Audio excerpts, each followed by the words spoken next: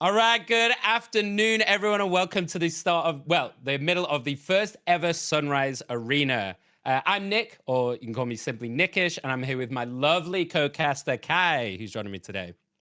I'm so Hi, excited to Kai. be. Well, Nick, you kind of had a head start. You were here for some of the other Yes. days, of course. I was just in chat watching, but we had some good games, and I'm so excited. We're kicking off the semifinals. We're officially halfway done with the tournament, but we have some good matches coming up today. I think this is actually going to be a banger between these two teams, but we'll get to that in a minute. Just before we kind of talk about the teams and what we're moving into, just want to talk a little bit about why we're here, about the sponsors and the charities that helped us put on this event. And obviously, first and foremost, let's big, massive shout out to Ohgawdevents for putting this on, and to Core Gaming for hosting the Sunrise Arena. For those of you, if this is your first time here, this is a high elo Valorant charity tournament. We've got some insane players from Ascendant all the way through to Radiant. And if you've been watching any of the previous series, there are some gamers in these lobbies. This Sunshine Arena is all about community, competition, and giving back. With that in mind, we decided to team up with American Civil Liberties Union to raise funds for the critical work that they do in defending human rights, particularly in light of the ongoing ICE raids and how it affects the families and communities around the country. So huge, also big shout out to the sponsors, all of the sponsors for this event, the ACLU, of course, Core Gaming, Corsair, G Fuel, Zenny Gaming, and Rugsy Pie. Thank you very much for helping make this a reality. Yeah, I'm so excited. This is a high elo tournament, but I have to say, Nick, I am just hoping that one day I'll be able to play in the high elo I don't tournaments think I'll ever that get there. Kate puts on. I'm happy to watch. But until then, I'm just happy to yap about it. But it wouldn't be Sunrise Charity Tournament. It would not be an Oh God Kate event tournament without Kate herself. But Kate has been putting on Oh God Kate events, which are a grassroots charity event and tournament organizer. And I was so excited she asked me to come back and be a part of Sunrise Arena. I always love being a part of her events, and she's done so much great work. And it's not just her, it's her whole team behind her. They've raised over $25,000 for various charities. This charity, of course, this tournament is going to the ACLU, but she's raised lots of money for a lot of different tournaments. They host, obviously, Valorant tournaments. That's what we're here today. TFT, League, some FGC events. So it's just so exciting that everyone's able to come forward for a good cause. Their mission is to support communities that need it most by connecting their love of gaming with real life issues and creating a real world impact. And wow, all I have to say is, oh God, Kate events. Oh God, invitationals. I mean, they've done it. They really have created such a lasting impact. And I'm so excited that we're able to do that for the ACLU today. 25,000 is insane that they've done that already. Insane. Yeah. Um, if you guys don't know much about the ACLU, just to give you a little bit more background, um, the whole idea behind ACLU is it vigorously is defending your individual rights and your individual autonomy from immigrants and refugees, resisting assaults on voting rights, reproductive health care, LGBTQ equality, and just a lot of other individual liberties. So your donations, and I'm really hoping we can hit our goal either today or the back end of today. They help enable litigation, lobbying, education, which arguably might be the most important.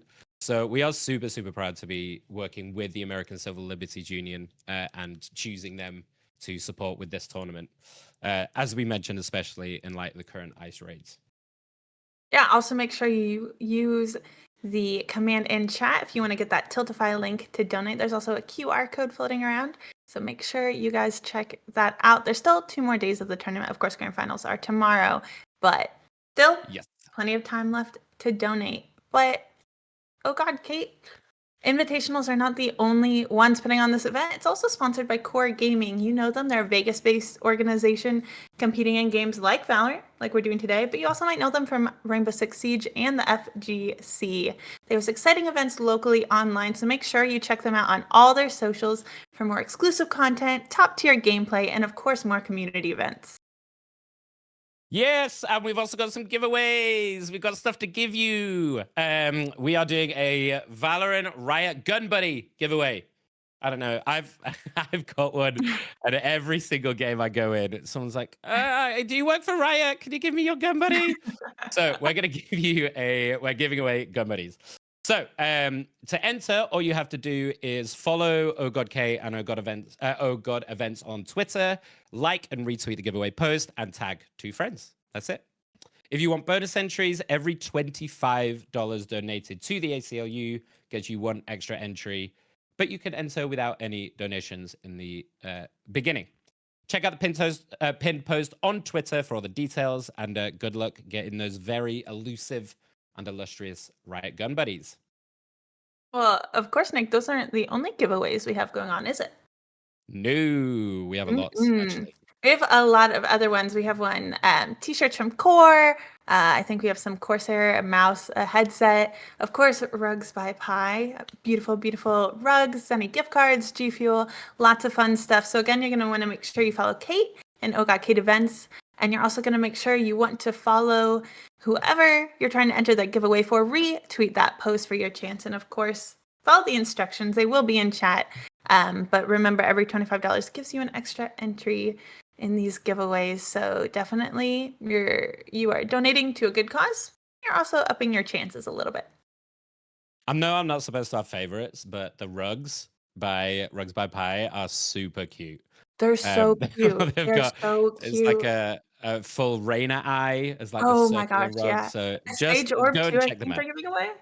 Yeah, Yeah, Sage Orb I as well. actually got a chance to see her and connect with her at a Masters Toronto, and I think Ah, she still has her coaster collection from Toronto is still available yeah. if you message. So yeah, high quality, super super cute. So yeah, I definitely have my eyes on those. So very very cute. Definitely a giveaway. I'm looking to enter. So maybe don't enter. I want to keep my chances as high as possible, but really, they're Yeah, so cute. Everyone needs to enter. so But I want to last win. thing before we get into the first series, which I know is what you're all here for, to get into the games, and we'll get in there shortly. Our donations are currently sat. We are halfway, just over halfway, actually. $275 has already been donated out of our $500 target. So keep those donations coming in. We are creeping ever closer. And one last massive shout out for our observer, Zebra, who is going to be observing these games for us. They did such a great job already in the series I casted in the beginning of the tournament, and they're doing it again for us today. So big shout out. Thank you very much. And with Huge that being shout out said, to Zebra. with that being said, I think we're ready to get into the map bans for for the series between Chicken Coop and Clanker Clan. There's going to be such a banger series. I'm so excited. I'm excited. I'm so excited. Like you said, you got to cast an event earlier, but Mhm. I've been watching and man, this is tough. But let's just take a look at these bans coming in. Of course, Haven is going to be banned. We'll see Yep. what our next ban coming through is. I'm going to I'm still expecting a lot of priority on Corrode and probably Sunset for them to play on. I think both of these teams are very confident on those maps. We might get another Lotus from Clanker. It depends if they're willing to run that back. I'm not sure if I'm supposed to be calling this out, but I know for a fact that there has been a little bit of VOD reviewing and sussing going on from Chicken Mm, Coop. So they are prepped. They know what they're doing So here. they're ready. They're ready. Mhm. We're not just picking and banning based on vibes. There's some intention behind it. Well, we'll see Oh, what yeah. Chicken actually picks coming into here. So But Bind yeah, also banned as well. No surprise. We've seen that banned pretty consistently across the I would board. bind. I would ban bind too. I would. Yeah. I'm gonna say it. Especially, I think, with these heroes like Yoru that's seeing so Mhm. much play, man, they can just it causes so much mayhem, like with those TP plays and stuff through binds. So Mhm. not surprised to see that out with some of the aggressive duelist picks we've been Oh yeah, seeing. Oh yeah, but especially, I mean, Ketsu had a pretty amazing game uh yesterday, the day before, Yeah. as your, not something you really want to be playing into. So I think, and like you said, Chicken Coop being very, very intentional. They've been doing some reviewing. Oh, Ascent. I'm actually surprised. I feel Ascent like is going to be Ascent our a lot first of map. times. I feel like a lot of times Ascent isn't necessarily banned, but it normally falls to the decider. I feel like. Yeah, it's quite an interesting first pick, and that's from Chicken Coop who are picking that first map. Um, I honestly was not expecting that. So this might be like a direct way to. It's a very like mid-heavy map, Hmm. right? Ascent. So I'm assuming they're prepared. We know that they've been doing a lot of VOD reviewing, and we know that they're prepped for this. So I wonder if they have specifically got some picks to get aggressive through that mid portion of that map, and then Yeah. Lotus Yeah. as the second one. And I think I'm just getting word. I think we actually might be starting on Lotus and then moving into Ascent. So doing Uh, things a little bit backwards than what it looks like, but it's still going to be those same maps picks. So we still are going to Ascent as a chosen map. Again, we talked about how a lot of times it's a decider.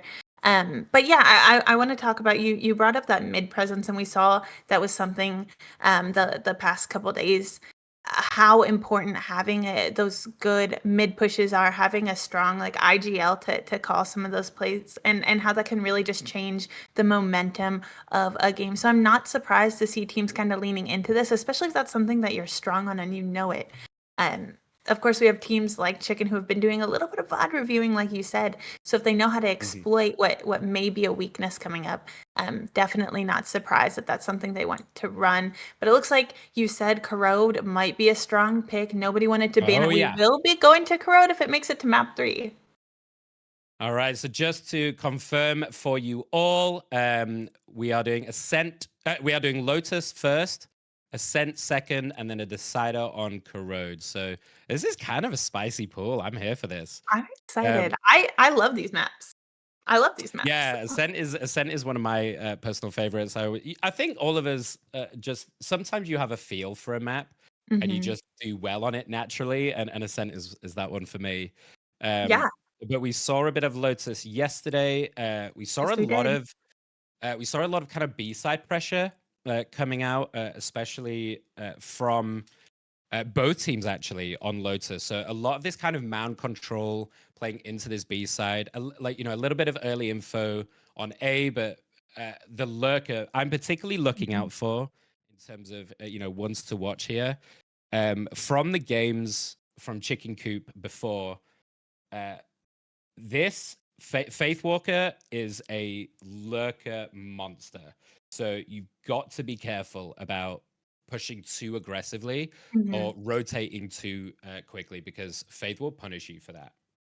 Well, and that's just what happens when you're going up against a Centimane. But another thing I kind of wanted to touch on is, well, also I think our picks are a little bit backwards because I was thinking that Clanker Clan chose Lotus. It was actually Chicken Coop, and that makes more sense because, um, if you remember Oh, that's from the right. past Yeah. years, and that does make a little bit more sense if you think about it, right? Because we know Chicken Coop has been putting in their work. We know they've kind of been studying, and we also know that Clanker Clan, yeah, while they did come out with a win there on Lotus, it was close, right? I went to OT, so definitely not maybe their most comfortable map. Hmm. But they did come out with a win, so that's not to say they can't do it again. And we'll just have to wait to see till we get into the game, right? Yeah, absolutely. And thank you for both teams having the same abbreviation of CC. That makes our lives a lot easier. But here we go. We're getting into the agent picks here, and instantly Ketsu locks that Yoru. Instantly. Yeah, well, and that's something we talked about, right? And that's not a surprise why they ended up banning Bind. We've talked about how exploitable that is. But I mean, again, a Yoru on a map like Lotus, I mean, that's also something tough to work around. And I think it's too soon. We haven't seen these Yeah. teams play against each other, but from what I've seen from Chicken Coop, what I know about Chicken Coop, and this is their map pick, I think they have a general understanding of what they need to do in order to combat that. You talked about that Vise or Faith Mhm. who likes to kind of lurk. on that Vise here. I mean, I think it's going to be tough. I think Chicken Coop are, especially looking at this agent select, I think they're in a pretty strong position. They should be pretty comfortable, but I don't know. Yeah, nearly mirrored comps. We're seeing a lot more of this Vice, be really strong, particularly I would say on these kind of on these three site maps. It kind of locks off a good portion of the map. So when they're trying to push it and take that space, it kind of restricts it and it makes it much more difficult to be able to rotate late round, Mhm. knowing that Vice is kind of set up there with the wall and the vines and everything is already there. So I'm not surprised to see that either. We see the Raze fade combos quite often. These seize nades, they're already setting up for this by the looks of it. Or just a nade. And their early aggression with this Raze poking out of A. Just seeing if they're going to push up there, but it looks like they're going through B slowly. They're going to check this box, and I think the spike is still all the way back. So this is just a little probing for information here. Maybe trying to bait out that Vice wall on B as we see them start to slowly work their way in. A little bit of a default, just trying to see where they can find any sort of information. It's been quiet so far, but it looks like they will be going to pick up that spike, and it looks like rotating over here towards the C site. It's going to be tough. already. Lamar flying down. Sloth gets a kill with those vines as Lamar tries to get in and gets taken out by that. So slowing it down, using those doors to a quick hit to B as they kind of rush themselves in. Omen gets themselves out, plays the live, and that's going to be an easy plan. Are they ready? Oh, they were ready for Umar. I was about to say in that kind of A link, but they were already ready. And Cloak with a very forward position, waiting for the peek out. There's the little shoulder peek. Gets the information. Knows that two's there. Faith, though, with a lovely double. Gets Corey and Ketsu. And it looks like an easy cleanup off the back of that very quick explosion rotation into the B side after that first pick off. Yeah, I mean, I think that was just kind of... That was rough a little bit, right? Like Jordan falling pretty early, too. I mean, we said Faith, strong Sentinel. And that's what happens when you are drafting and again, we heard in the interview that Chicken Coop, right, wanted to look for a strong Senti. They wanted to look for a strong controller. This was, as much as this is like fun and based on vibes, they also well thought out. And we know that they're doing the VOD review, they're putting in the work. So yeah, it is tough, especially there on that pistol. Did make it hard to push. They were able to plant, but post plant is just kind of rough there. Yeah, and we see a bit of an A-side stack, obviously, on this second round, as they're stacking with those pistols. And now they're going to move their way around and spread out a little bit. And I think this is one of the things that the Yoru kind of offers as well in these kind of later rounds. The flexibility to move on to multi-site and be able to quickly rotate, similar to what the Neon is going to offer on the other side. But early pickup from Faith gets Corey with that Spectre. And the Raze Swifty backing out there. Faith with another one, just holding down that tree just outside those tree doors. Gets the double, and that's going to be the call to A. They're all going to move themselves around. And it's pretty much, I think, is going to be the round done unless we see a little bit of a miracle. We see both Sloth and Ketsu trying to get around the back. The Vice wall there. They know that someone is flanking, at least one. So a lot of work to do here for Swifty on 8 HP and a Bucky and a Dream. Yeah, I mean, it's tough when you're on these pistol rounds. I mean, I think Swifty just hoping someone makes an aggressive peek and they're gonna look, but it doesn't matter. You have 5 HP, nothing much you can do there. But yeah, it's Jordan really Yeah, Jordan with the better Bucky in that situation as we open tree a little bit. Nice dink, but Gizmo does get the kill in the end. And that's a very clean round 2. 0 kills, nothing given over. Good shots. We're actually going to go to a quick tech pause, though, real quick after that. And I mean, not quite a timeout, but you have a little bit of time to just kind of stop that momentum. But we do have a player who needs to restart quickly. So we're going to wait for them to get back in here. But yeah, let's just talk about that. I mean, we haven't really progressed into really the full buy rounds, not full util, not full rifles, but... So we see, I mean, we do see obviously the third round buy coming out, and then staying on this shotgun here for Jordan on this raise, a sheriff coming out for Fade. So obviously, you know, this bonus, they're going to try and get as much as they can. Even if they don't get the round, they want the economy, right? You want, even if you pick up a few, it's well worth, and it's going to put them in a good spot going into the fourth. But so Yeah, far, and Faith, that's looking how really you strong. expect to see these first couple rounds, right? Like you have to save in the second so you can full buy here on your third, and hopefully things should start to go a little bit better for them. They have those long range weapons, right? That made retaking their NA really tough. They didn't have the weapons. It was a 3v5 quickly into a 2v5.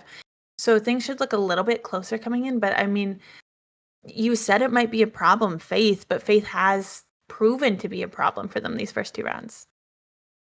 Yeah, we saw from their first series, if you guys missed Chicken Coop's first series, Faith, one of the things that impressed me the most is their timings. And sometimes Valorant is a game of timings, right? You can have all the best strats in the world, but if your understanding and your read of the game is really good and you get those timings right, and Faith impressed me time and time again during that series, understanding when they're going to look to rotate round, getting themselves in a position to then pick them off and pick off the stragglers as they try and rotate, and picking up these free kills in these rounds. And it helped them win quite a few in their first series. So definitely keeping my eye on Faith for that one. And on the side of Clanker, you know, we talked a little bit about Corey. Corey, they clutched up super hard on a few rounds in the first series. So that's going to be my player to watch as well on the side of Clanker. As we get back into the game, it looks like. Oh, we are nearly back in the game, I believe. I might be wrong on that one. I mean, I still think we need to confirm and make sure those players are ready, but it looks like they are. We are going to head into this third round, and hopefully here Clanker Clan finally have that buy. They have the rifles in their hands. They have a bit of utility to work with. So should make things a little bit easier for them defending, but it looks like... This is a good cold read, though. 4 of them stacked on C. They're already ready for this. Clanker, it looks like they've read this play. If they're going to push this, Neon gets the early peek out, sees them there, and then immediate back off, the one way, and they're going to then slowly fish for information. They might look to re-aggress off the back of a smoke and a clear from Fade. And there goes the clear. They know that no one's close mount, so Ray's going in, misses the double satchel a little bit. I think they were looking to get in with that Bucky on site. And the Rays need to slow down. Actually kills the Boombot, which is really nice. And here they go. Here goes the site explosion. The Neon Wall to keep him down. Zenz gets one. Faith gets another. This is absolutely massive. Swifty gets one kill, but Faith is going dominant on this. Gets 3 kills, and this looks really, really good for them on this third round, using those smaller buys. Oh, they did actually buy into it, so I do apologize. They actually did buy the Vandals into this round. Well, some of them I think they picked up. You are correct. That would. Oh, Slough gets 2 though. Suddenly doable, trying to just kind of isolate some of these. Bomb is planted though. Time is ticking down. They heard Cluck over there, but so much to clear. Found him. So much Lots damage. of chip damage. Still kind of doable, but the time is ticking. Can they get this first kill on the Omen? They do. This is actually really doable now. Cluck on 1 HP. They're going to have to hold, though. Do they have the time? And there's the swing out from Cluck to get the finish. That's a great timing, and the time pressure was just a bit too much for Sloth. But what a great attempt on that retake from Sloth. Oh my goodness. That was an excellent retake there from Sloth. I mean, there at the end, right? Collect down to just 5 HP. Little bit unfortunate there for Sloth. I think time was just the enemy there. Had to start sticking that defuse. Didn't know where Cluck could come from. Not enough time to really re-clear anything there. Just unfortunate. But nearly had that kill on Cluck there early on and almost did it. So yeah, great round. I was thinking, you know, a 1v4, you know you're not gonna buy his next D save, but not if you're Sloth. Nah, you don't need to. Went for it. But I also quite like the re-aggression into C. You know, after fishing for that early, they decide to just send it in, and it works out for them. As we see, they're looking for maybe a B hit. There's the smoke out to make it a bit more difficult. They're going to get themselves in the slide in. Swifty gets a double with the Sheriffs, though. Sloth on the other side gets one, and Jordan trades out for 2 as well with that Vandal. So we have a 2v2, but do they know Sloth didn't clear, didn't clear. It's 1-for-1. It's all on Gizmo now. Gizmo to take on Umar. 1v1. Has Umar read this play? They're moving around to C, thinking that they're going to go, but look at what Gizmo is doing. They've moved all the way around to A. This is a great backside rotation, and it looks like they've got the site cleanly. Will Umar be ready for this? They're starting to move themselves back. And Umar is going to get a free plant here. Gizmo, sorry, is going to get a free plant here as Umar moves themselves around the backside. Surely Gizmo is expecting them to come from there. As we see Umar moving around to stairs. Going to take this slightly longer, and there goes the smoke out just to make it more difficult. Good eye. And using that util well, but are they ready? Oh, what a that was great beautiful order. Yeah, really great use to kind of bait them to look at the dog first and get that kill. So really nicely played from Umar to finally get a round on the board. 3-1. I loved how both of them played that there. I actually thought Gizmo saw Umar there at the end, wasn't going to turn around for that dog, but I think already, it's a hard decision in the moment, isn't it? It's rough. Like, do you spray? Do you shoot and go back? I think they were had already heard, right?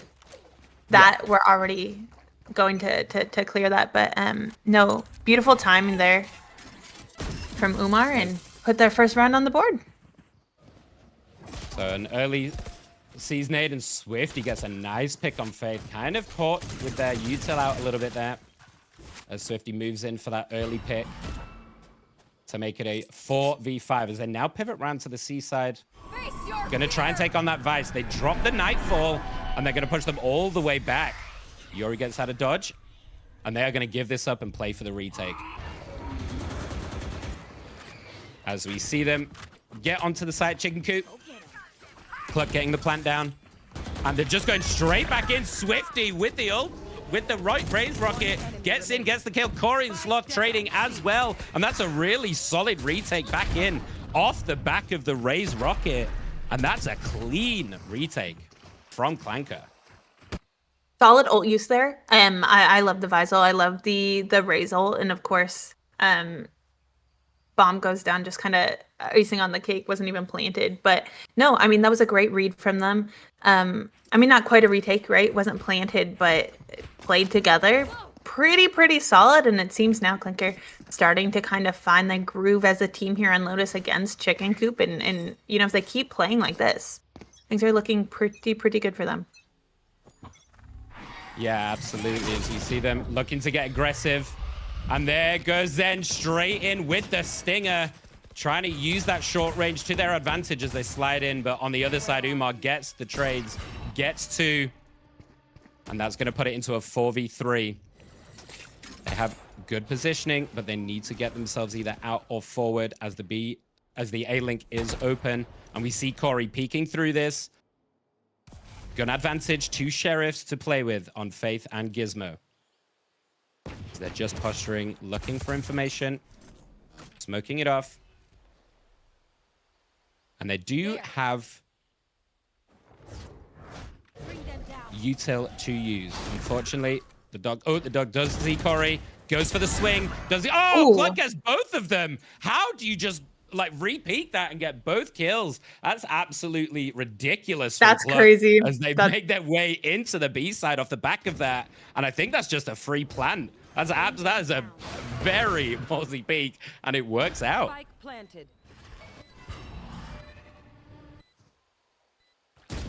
Now it's all to do. Go ahead. Sloth. Yeah, here's Sloth trying to clear corners, going to find one, but not ready for that re-peek from Gizmo. 4th round on the board here for Chicken Coop. Yeah, and that's all off the back of Cluck there. They were in a pretty bad spot by the looks of it. They were kind of pressured and corralled into that bottom part of A around rubble. Yeah. But Cluck coming up with the goods to give them the 4th round. Yeah, I mean, that was just. I didn't think Cluck was going to repeat that, but neither did Clanker. So I mean, that sometimes the surprise factor is all you need, right? Sometimes it's just just do the unexpected, and you're gonna that's it. you're gonna win out in the trades. Never let them know your next move. Never let them Absolutely. know your next move. They can't get a read on it if you don't even know what you're gonna do.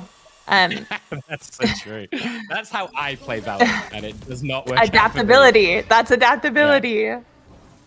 But these are obviously much, much better players as they poke a little bit into C, bait out some of the util, and then they do a big pivot back to A, as I think they're going to look for a quick push out into rubble.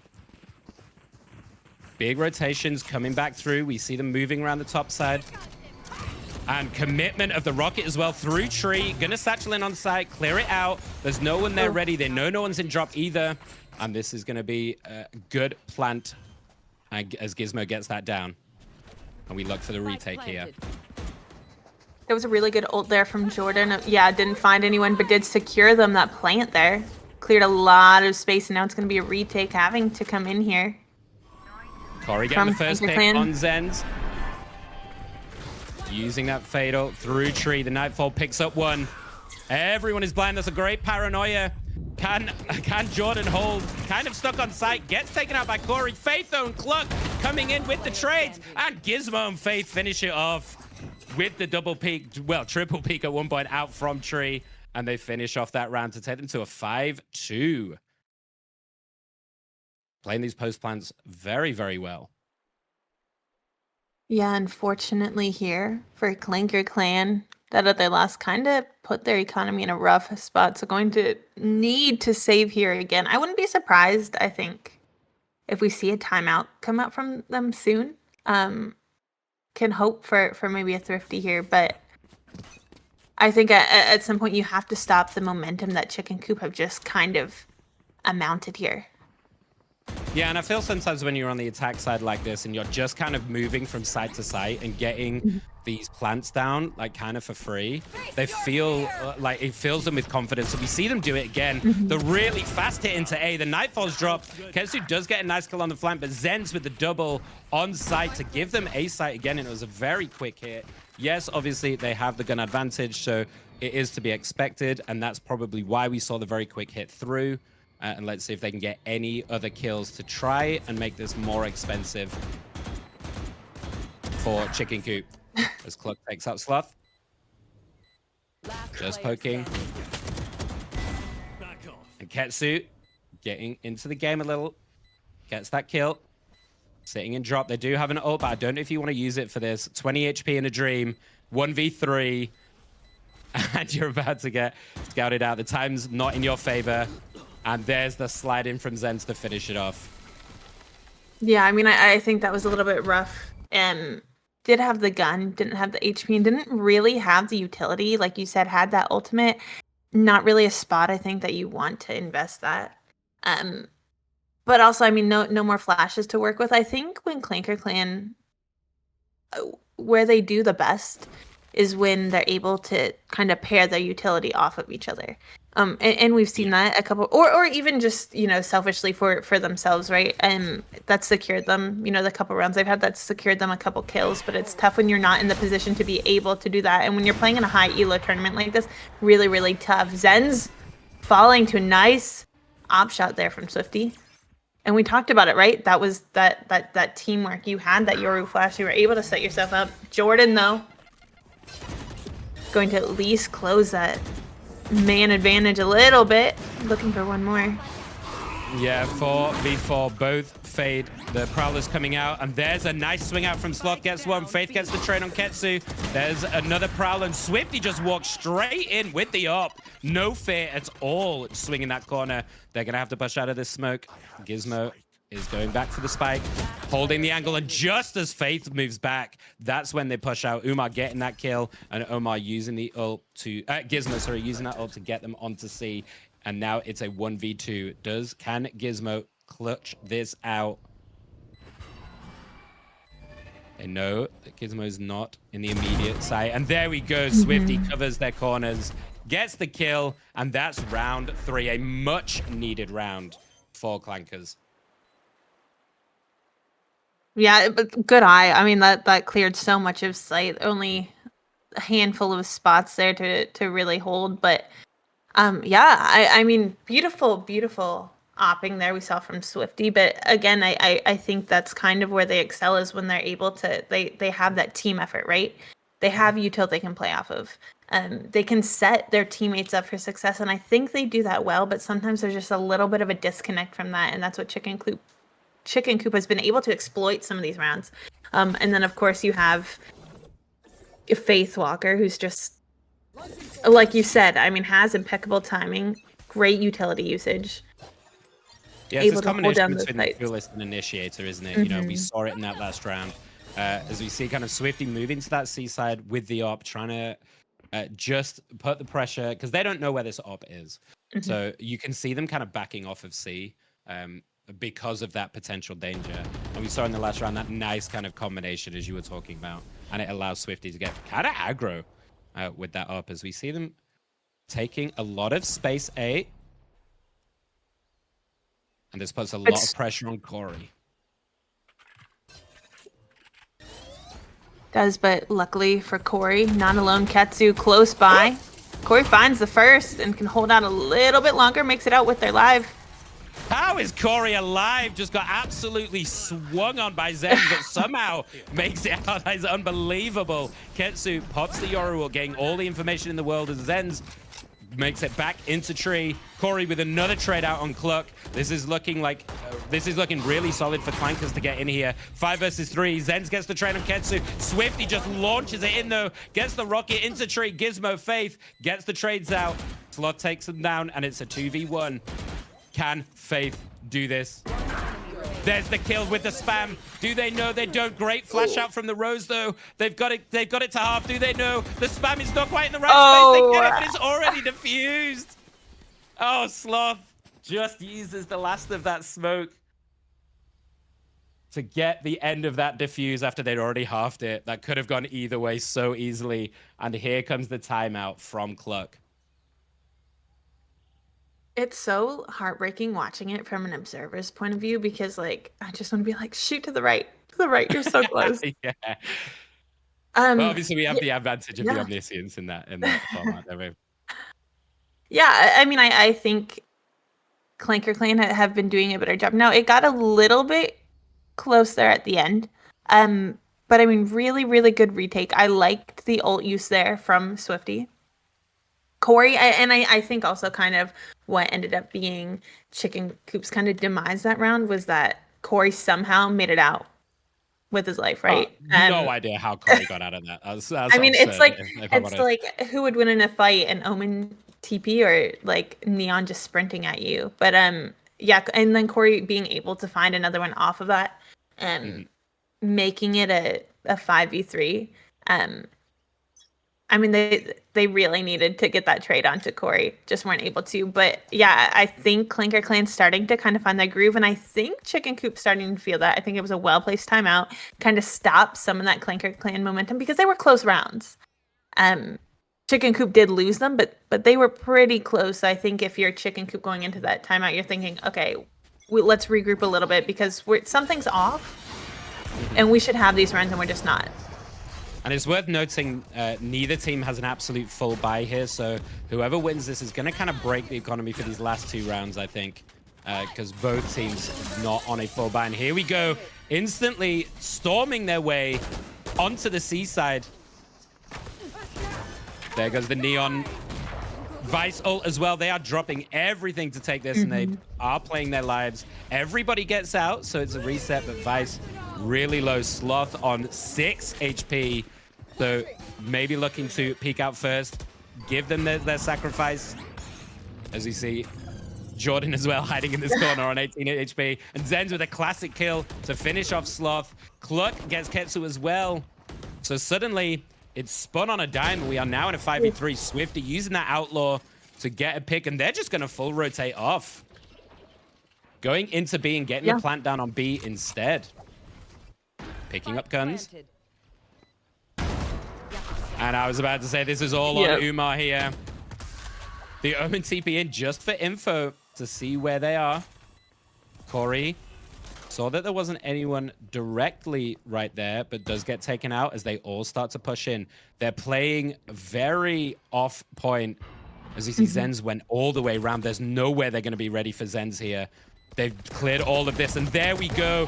Umar gets one. Zenz looped all the way around to finish off Umar as well. And now we're on a 1v2. Swifty, what have you got? The timer is not in your favor. I don't think this is going to be possible. The swing out, the bait from Zenz for Cluck to finish.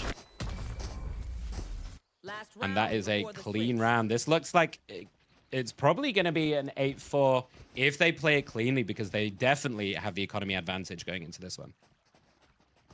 I mean, yeah, the timeout definitely served Chicken Coop. But I love the call to just rotate off. Lots of ults invested there onto that C site, but like at the end of the day, you pull everyone there. Like if you're not going to be able to hit that site, you rotate off. Clean site B, clear site B, able to get that plant down, and then of course had the time and just had like the positioning there. That's crazy. A great nade follow-up as well nade to finish off Corey. And that's just going to be a straight 3 kills very, very fast into this round. And this is looking good for an 8-4. We did talk about it. 1 Sheriff and a Stinger left for Swifty and Sloth. This is going to have to be the clutch of your life if you're going to win this out. And then they just pivot off. They don't get greedy. Zen's hovering around, lurking to get that kill. And they might just finish both. Oh! Sloth, though, saying, wait a second, I'm still here. They get the plant down on A. It's a 1v4. Sloth, do you have the magic? They know you're coming. Are you ready for the the double swing out as Cluck finishes off this half? An 8-4 for Chicken Coop on this first map of Lotus. So what would you like to see them change? What would you like to see Clankers change here? Yeah, I mean, going into your attacking half down 8-4, I mean, first of all, you have to win the pistol. I don't think that's a terrible scoreline. I definitely think that you can kind of bring it back, or at least bring it to OT. But I think I need to see a little bit more consistency out of them. The rounds that have worked for them and the ones that have been close, right? I really liked what I was seeing from them. I liked the way they were playing. I liked how they were using their utility, but it just hasn't been consistent for me. And I think, if they're able to kind of clean that up again, just the first half of the first map, some teams it takes a little bit while to kind of sit into that, find your groove. But I mean, you're in the semifinals now, right? So you really, really need to kind of like clean that up, tighten it up. Yeah, and they went for a gamble A stack with 4 of them, thinking they were going to hit A, but they actually just go through to C. They get the site very quickly, and I think I'm definitely looking at Ketsu here on this attack side, as in the corner, Faith gets 1. Corey though behind.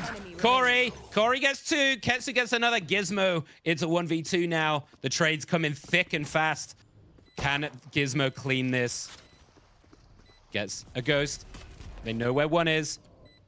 He can see Umar. Is he ready for Corey? Smokes out, tries to take this 1v1, gets the kill. Gizmo spamming, but gets some damage, but Gizmo, Corey with the jump, classic, just to finish that off.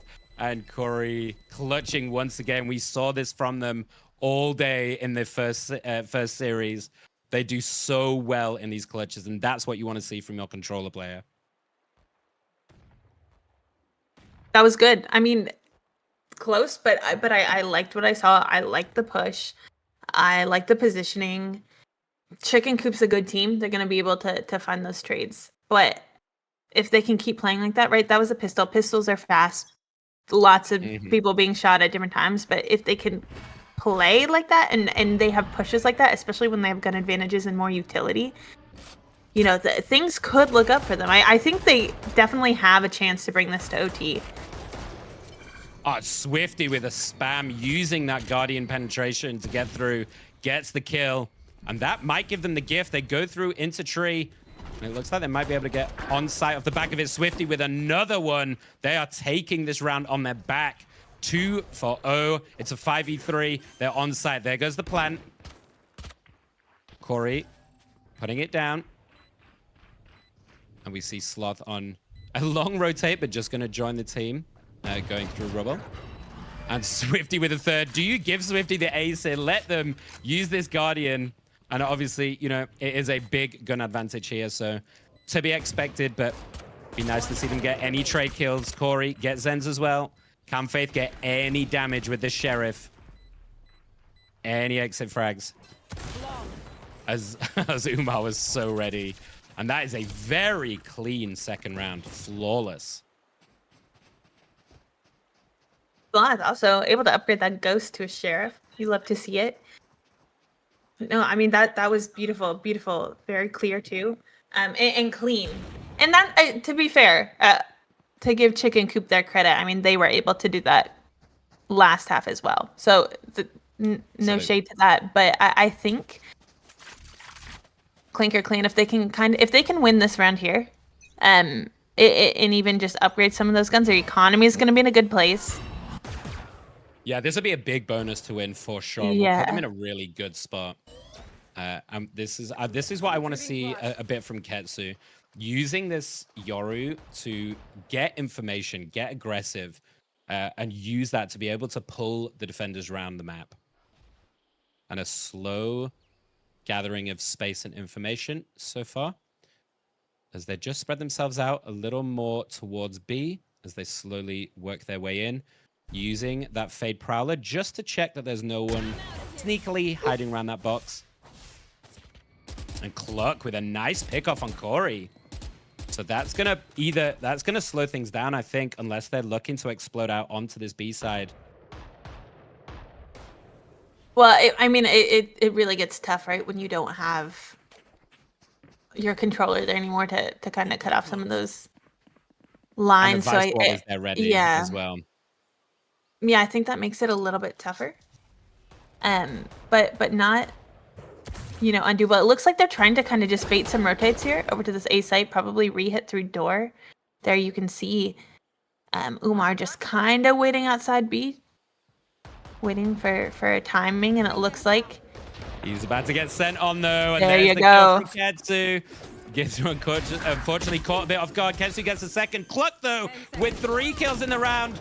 Doesn't manage to get any more as Umar gets the trade out. And Umar gets another, actually. The timing is so close. The plant goes off just in time. 1 second left. Zen's swinging out to see if they can get the kill. They don't, but they get the spam through the wall with the Guardian to finish that off. Zen's coming up clutch to finish that round off and bring it back in their favor. But what an expensive round. So honestly, I would be pretty happy if I'm Chicken Coop either way.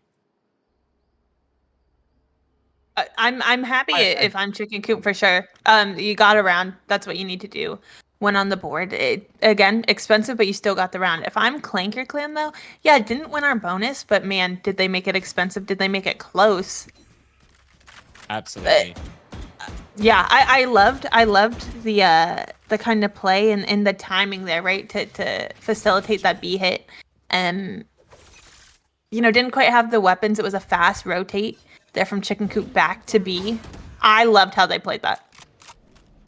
Yeah, I always love these kind of mid-round slowdowns. You know, you try and get a bit of info, then you cut noise, slow down, and just see, like, adapt, right? See what the defenders are going to do. If they're going to over-rotate, if they're going to overspend on util.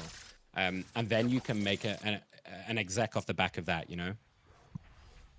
And especially on a 3-site map like Lotus, I always enjoy those type of strategic plays. As you see them posturing around rubble.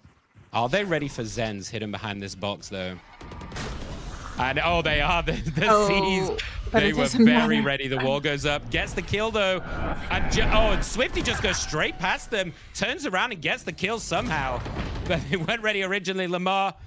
Jordan with that shotgun. Uses the Bucky to get Corey. The trades come out, though. It's a 3v2. They get the plant down. Do they know that Cluck is in drop?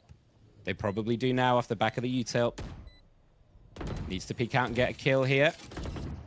And Faith just steps out and straight domes Umar. Swifty, though, Gets the trade on Cluck, and it's a 1v2. The nade is nice to dissuade Faith from walking back in. The timer is going down. It is ticking. There's the boom bot. They know exactly where Faith is. This is going to be a monster clutch if you do it. You've just got to send it. Spamming the box, trying to bait out any peeks. Doesn't get it. They see the walk in, and Swifty was perfectly ready. Peeks out and gets the kill. Great round from Swifty. Beautiful usage of utility. I loved the ults there too as well. Wow. I think you can really start to see. I think another thing that Clanker Clan kind of started to lose in that first half, right, was a little bit of the confidence.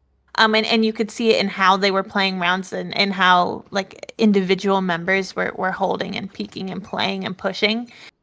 But now, you know, we're starting to see them find that confidence again. Remember, at this point, right, already made it through the first round.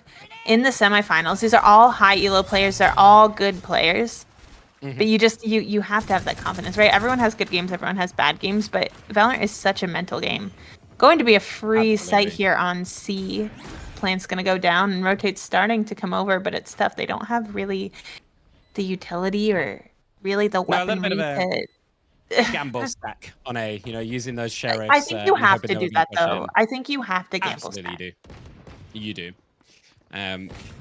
It's, you know, it's an econ round. You're buying these sheriffs to see if you can get any economical damage done, but you fully expect them, you know, to be able to get the planters. Gizmo just absolutely walks out. Sloth finishes off Jordan, who unfortunately goes down to the vines, and looking like a very clean round. And there we go, Clankers. Yeah. Getting everything that they wanted. Zen's trying to nip in, trying to get that kill. They're probably going to have to chase, and just goes down to the spike instead. So, yeah, clean second round here against the Pistols. Not second, sorry. Clean round against the Pistols. But there's a lot of ults to work with, though, here for Chicken Coop. We've got the Nightfall, we've got an Omen, and we have Neon as well. So I would be looking for maybe a little bit of aggression off the back of this Neon, as we see Zenz is already prepping it, right? 100%. I mean, at this point, right, your economy's kind of in a tough position. You have to win this round. Jordan, bring that operator out. 3 ults online, close to your last 2 as well. And like you said, already seeing that aggression. Yeah, going to take some position up in rubble. Are they ready for it? They do have the ult. They want to drop it. There's the eye. And here they go. They're just going to send it. There we go. Gets 1 on Ketsu. Swifty with the trade. Gets 2, actually. Gets Zenz after the rocket as well. So Swifty putting in that work. And that should be able to send them onto site if they know. And they're just going to double check. Use the Fade Prowler. Make sure there's no one hitting close. And that's going to be the call. Send it in. Get that plant off. But look at this from Corey. Gets behind them. Lamar with a... not from Corey. From Gizmo, sorry. Gizmo getting into rubble. Using that TP. And gets the kill off the back of it as well. So they're really pinched now. Looking for Gizmo, using that door opening, trying to get the peek out. But look at where the spike is. It's in a really difficult spot. It's outside the doors. So now they're gonna have to peek out into Gizmo, who is ready for this. Just moves back a little bit, trying to play off the positioning from Faith as well. 1 enemy remaining. And Lamar gets the better of Sloth. That's a vital kill. Swifty, though, still in it, and Lamar using that up to get the end of the round for them. It could have gone either way, but I love what Gizmo did. It really saves the round for them there. It does, and I think, unfortunately, right, it just kind of got pinched there in tree with the bomb outside of that. Jordan, great repositioning there with that operator. You know, I liked the initial fast aggression there, like we said, and we expected them to do that here from Chicken Coop. Swifty, though, I think did a really good job of, you know, I think there's a world where they punish that aggression. They just allowed themselves to kind of get stuck, and Ketsu gonna shut down that operator. That makes it a little bit easier to push onto the C site. They know Vise is here. Yeah, absolutely domed out from Ketsu. That's a great shot. And just for you viewers at home, by the way, we apologize. If you're wondering, a few of these names are different. They're in-game names to the names that they prefer. So that's why Lamar, for example, is Jordan. Just as a heads up for you guys at home. As you see Corey getting in and getting the plant off. Sloth holding mound. They know the clock is there, and there's the Nightfall. They're going to drop it with the swing out from Zenz as well. Zenz does get Corey. Are they ready for the corner? They are. They get the... in fact, get a triple, get quad. Zenz gets all 4. Can they get the ace? Using that Neon Overdrive. And Faith, and that is disgraceful behavior from Faith, taking that ace. But a great round overall. Zenz with the spin round. That was what I was trying to get at. A very quick spin and then a double take to find that player in the corner as well. Gets the 4K using the overdrive. And easy work for Zenz. I think they had to kind of... I don't even think it's stealing that ace, but get that last kill there because their economy really wasn't in a spot where they could afford to have any Very true. one of them fall, which is unfortunate. Very true. Otherwise, definitely in a good position where they could bait for Zenz if needed. But yeah, great ult by Zenz. Very aggressive. Fun to see. And we still see this op as well. They're stacked on A. There goes the Seasonade just to quell any early aggression. And Zen's already made their way into rubble. Surely they're ready for this. You can see Swifty already holding this angle. This might be a bit dangerous. We see though Swifty pushing up with this op. Look at how aggressive this is. Misses the shot and Sloth punishes them for it. Zenz gets the trade. Zenz gets 2. Unbelievable. Oh, there's no way. But it swings out and gets the 3rd in the middle of a season. That's unbelievable from Zenz. And Cluck to finish it off. That was crazy work from Rubble. Match point. And suddenly we're on match point. Yeah, Zen's got that 4K with the ult last round and said, I can do that with a rifle as well. Quick really 3 kills there. And the momentum shift was so fast as well. So fast. And we're now 4 rounds down. It was looking pretty good, and it was looking like it was going to be a close game. But yeah, this speed up from Zenz. And Lamar as well, Jordan as well, putting out so much pressure on this aggressively peaking up is causing them a lot of problems. As we see them posturing into B, Swifty gets the first on Gizmo, Sloth gets another on Cluck as well. Jordan gets the trade, gets a second. That's beautiful repeak with the up. Going in for a 3rd time with the rocket, thinking someone was close. And that's going to cause them to try and push onto C instead. They do still have Door to play with, but it looks like they might commit in. There is the Vice wall there. Prowler out. Oh! Gets the swing out with the up. Predicts, even though they were partially blind or about to be blind. And Faith. Wow. But Faith actually finishes that off. That's great work to finish the game. 13-8. And what a late swing of this game. Welcome back, everyone, and welcome to Game 2 of this series between Clanker Clan, and Chicken Coop. We saw map 1 end in a 13-8 victory for Chicken Coop, and we are going on to Ascent for map number 2. I mean, it is their map pick, so I would hope that they have a little bit set up, and I have no doubt that they will. But again, I think the problem, and I think the reason why we see Ascent fall to a decider so often rather than a team's map pick, unless they're like super confident, super strong, they know they're better, and both of these teams are insanely skilled, but we also know that Clanker Clan haven't really played as a full team before, right? Yeah. Didn't get a lot of practice ahead of time. I think a lot of times, especially with mirror comps, which we're not seeing here, it's who's the better team, who's has those macros that are better. But it's also a comfortable map, and when you're playing with people you don't really play against a lot or together with a lot. Yeah. I think playing a map that everybody knows, not a bad decision either. And we see them dive straight in onto A site as the Jet dashes in, gets onto the site very quickly. No trades yet though. Just a lot of spamming, no kills going down. The spike goes down even, some low health bars. Swifty sitting on 30 HP. On the other side, Jordan also sitting on 35. Both Yoru's very low as they spread out for this post plant.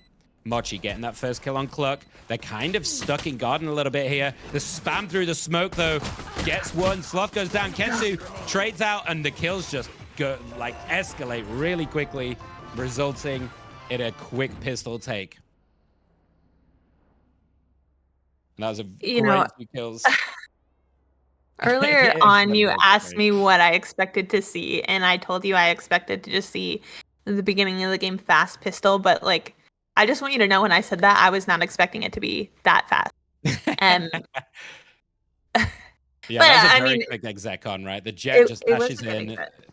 Yeah, and they get, I mean, getting the plant down with 0 kills, you know, is kind of crazy. Everyone just backed out, played their life. They managed to get back in, but couldn't quite finish off. So we go into round number 2 here. Obviously, we got a couple of sheriff buys to see if they can get any damage done or get a cheeky thrifty going. And then we see the Guardians, Bulldog on the other side. And again, a really fast plant onto B. Obviously, Faith not really having that util to stall it out, but waiting for the Yoru TP. That was lovely. You talked about Faith getting these timings going, and there gets the kill as a reward. And they are behind them. It looks like they're going to be ready for it. Faith picking up that Guardian, gets another. This is dangerous now. Corey stuck in the corner, swings out, gets one. Faith, though, look at the damage done with the Sheriff. 3 kills. So, I mean, as the second round goes, after losing the pistol, I think you're pretty happy with that.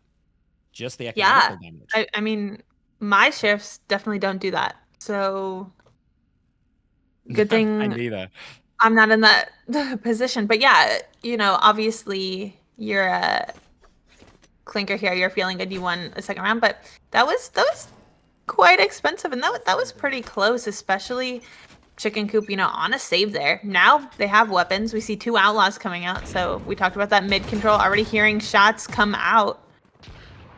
They have the rifles. Yeah. Things are going to be a little bit tougher here for Clanker Clan.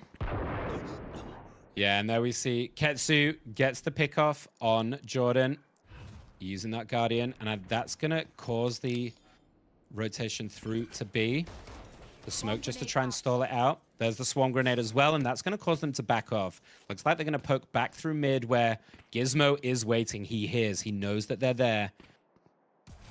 Baiting out the jumps, using the KJ noise, but I don't think they're going to be ready for the Gizmo being so close. Ketsu walks in. He sees the gun, gets headshot immediately. Faith with the spam through as well, gets the second, and that's just lovely. That's really well done. Using those audio cues against them, using that jump of the KJ to bait in Gizmo there and gets that kill. There's no way that you're ready for that. And now they have to slow it down. Waiting around in B main. Some more spam from Faith. And the turret is going to make this pretty difficult. With Gizmo holding that mid space as well. And you see Zenj just playing off A in case they decide to go in, playing their life. But they are committing to this B. 15 seconds left on the clock. They know they have to go here. The turret is going to spot them out. There's the smoke. The turret is in front. It gets taken back. 10 seconds left to go. They've got to get in here. The Omen TP to get through. Cluck gets the kill, though. Cluck gets 2. That's huge. There's no time left for the plant. It's too late. Corey's probably going to get taken out as well. And Cluck with a great hold to get the 3. Just using that time to their advantage. Yeah, I mean... 2-1 game. Yeah, and this is, I think, how you expect the first couple rounds of, like, any map to go, but especially Ascent, right? You win the pistol, you win next, they win their buy. A little bit pricier, I think, especially that second round than they wanted. Everyone's full buying here. These are the rounds we need to start looking for. Like, where are you taking space? How are you holding? That being said, if Clanker Clan don't win this... Oh, straight in from Ketsu. Catches Jordan off guard again. That's the second round in a row that they get picked off early in the round. And that's just a really fast timing out from Ketsu. From Ketsu to get that pick. The KJ molly is good. Forces Ketsu off that angle. But the smoke is there to cover. Luck using those shock darts. They break the door as well, so it's all open season. Corey sitting in the backside. The KJ turret out as well. Zen sitting on this Outlaw, though, gets taken out. It's a 1-for-1 trade. Gizmo gets Swifty, gets a second on Mochi as well. Umar goes in, gets the trade, and his trade's all over. Umar gets the shock dart kill as well. It's a 1 versus 2. Oh, Faith hears the TP. Do they know the time is not in their favor? Umar just playing it. Right, they know they can just hold. Yeah. And this is going to be a very sad way to end, as both of them are going to go down to the spike. So all 10 dead, but the round in the favor of Clankers. An important round to win.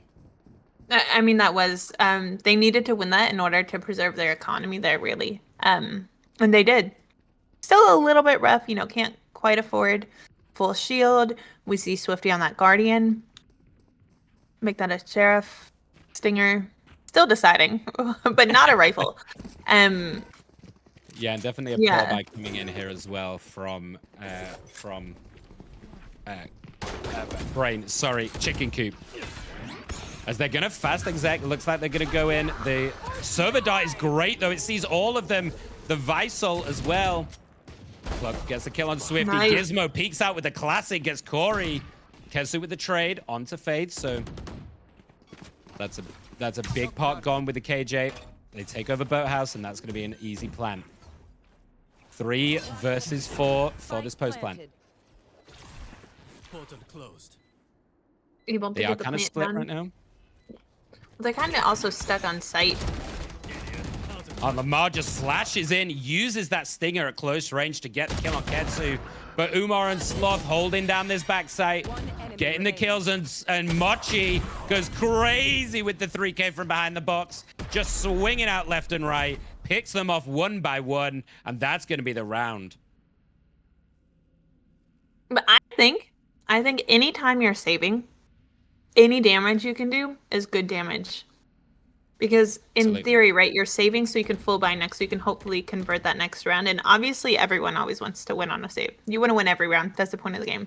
But any damage you can do is good damage. And that's 3 guns they were able to take away. Now, that being said, you can't do that too many rounds, right? You can't give them a build-up with that economy. But Zen's bringing out this operator now. But no one is mid. They're not attacking mid at all here. We've not really seen them try and take that space as Jordan finally gets the revenge, gets that early kill instead of going down early. And the flashes are great. The Hunter's Fury is even better. Cluck gets 1, does damage to lots though, and he knows where they are. Ketsu with the trade, gets Gizmo. But now look at the space that this gives to Faith. Faith can just move all the way through because they know that they're corralled in this A main space. So it's all on them to try and push through. The Yoru gets themselves out of dodge, uses that TP to get to Jenny. And now it's all paused. Able to move here over to this A site. This is such a hard entry in, and there's Ketsu! Ketsu dry picks it and gets 2? Are you kidding me? Ketsu with the 4. That's an unbelievable dry peeking from them. How on earth did they do that? Gets 1, turns around, gets the 2nd, and this is all Ketsu all day long. The KJ all dropped, but the Hunter's Fury is there to break it. And do they know that Faith is coming from the top side? Can you finish this off, Ketsu? Do your magic, trying to get the plant. They know where they are now. Trying to jump with the classic shot, doesn't quite get it. Does Faith know where both are? This is all on Ketsu. Well, they know that one is underneath. They know where Umar is. Have to find Ketsu.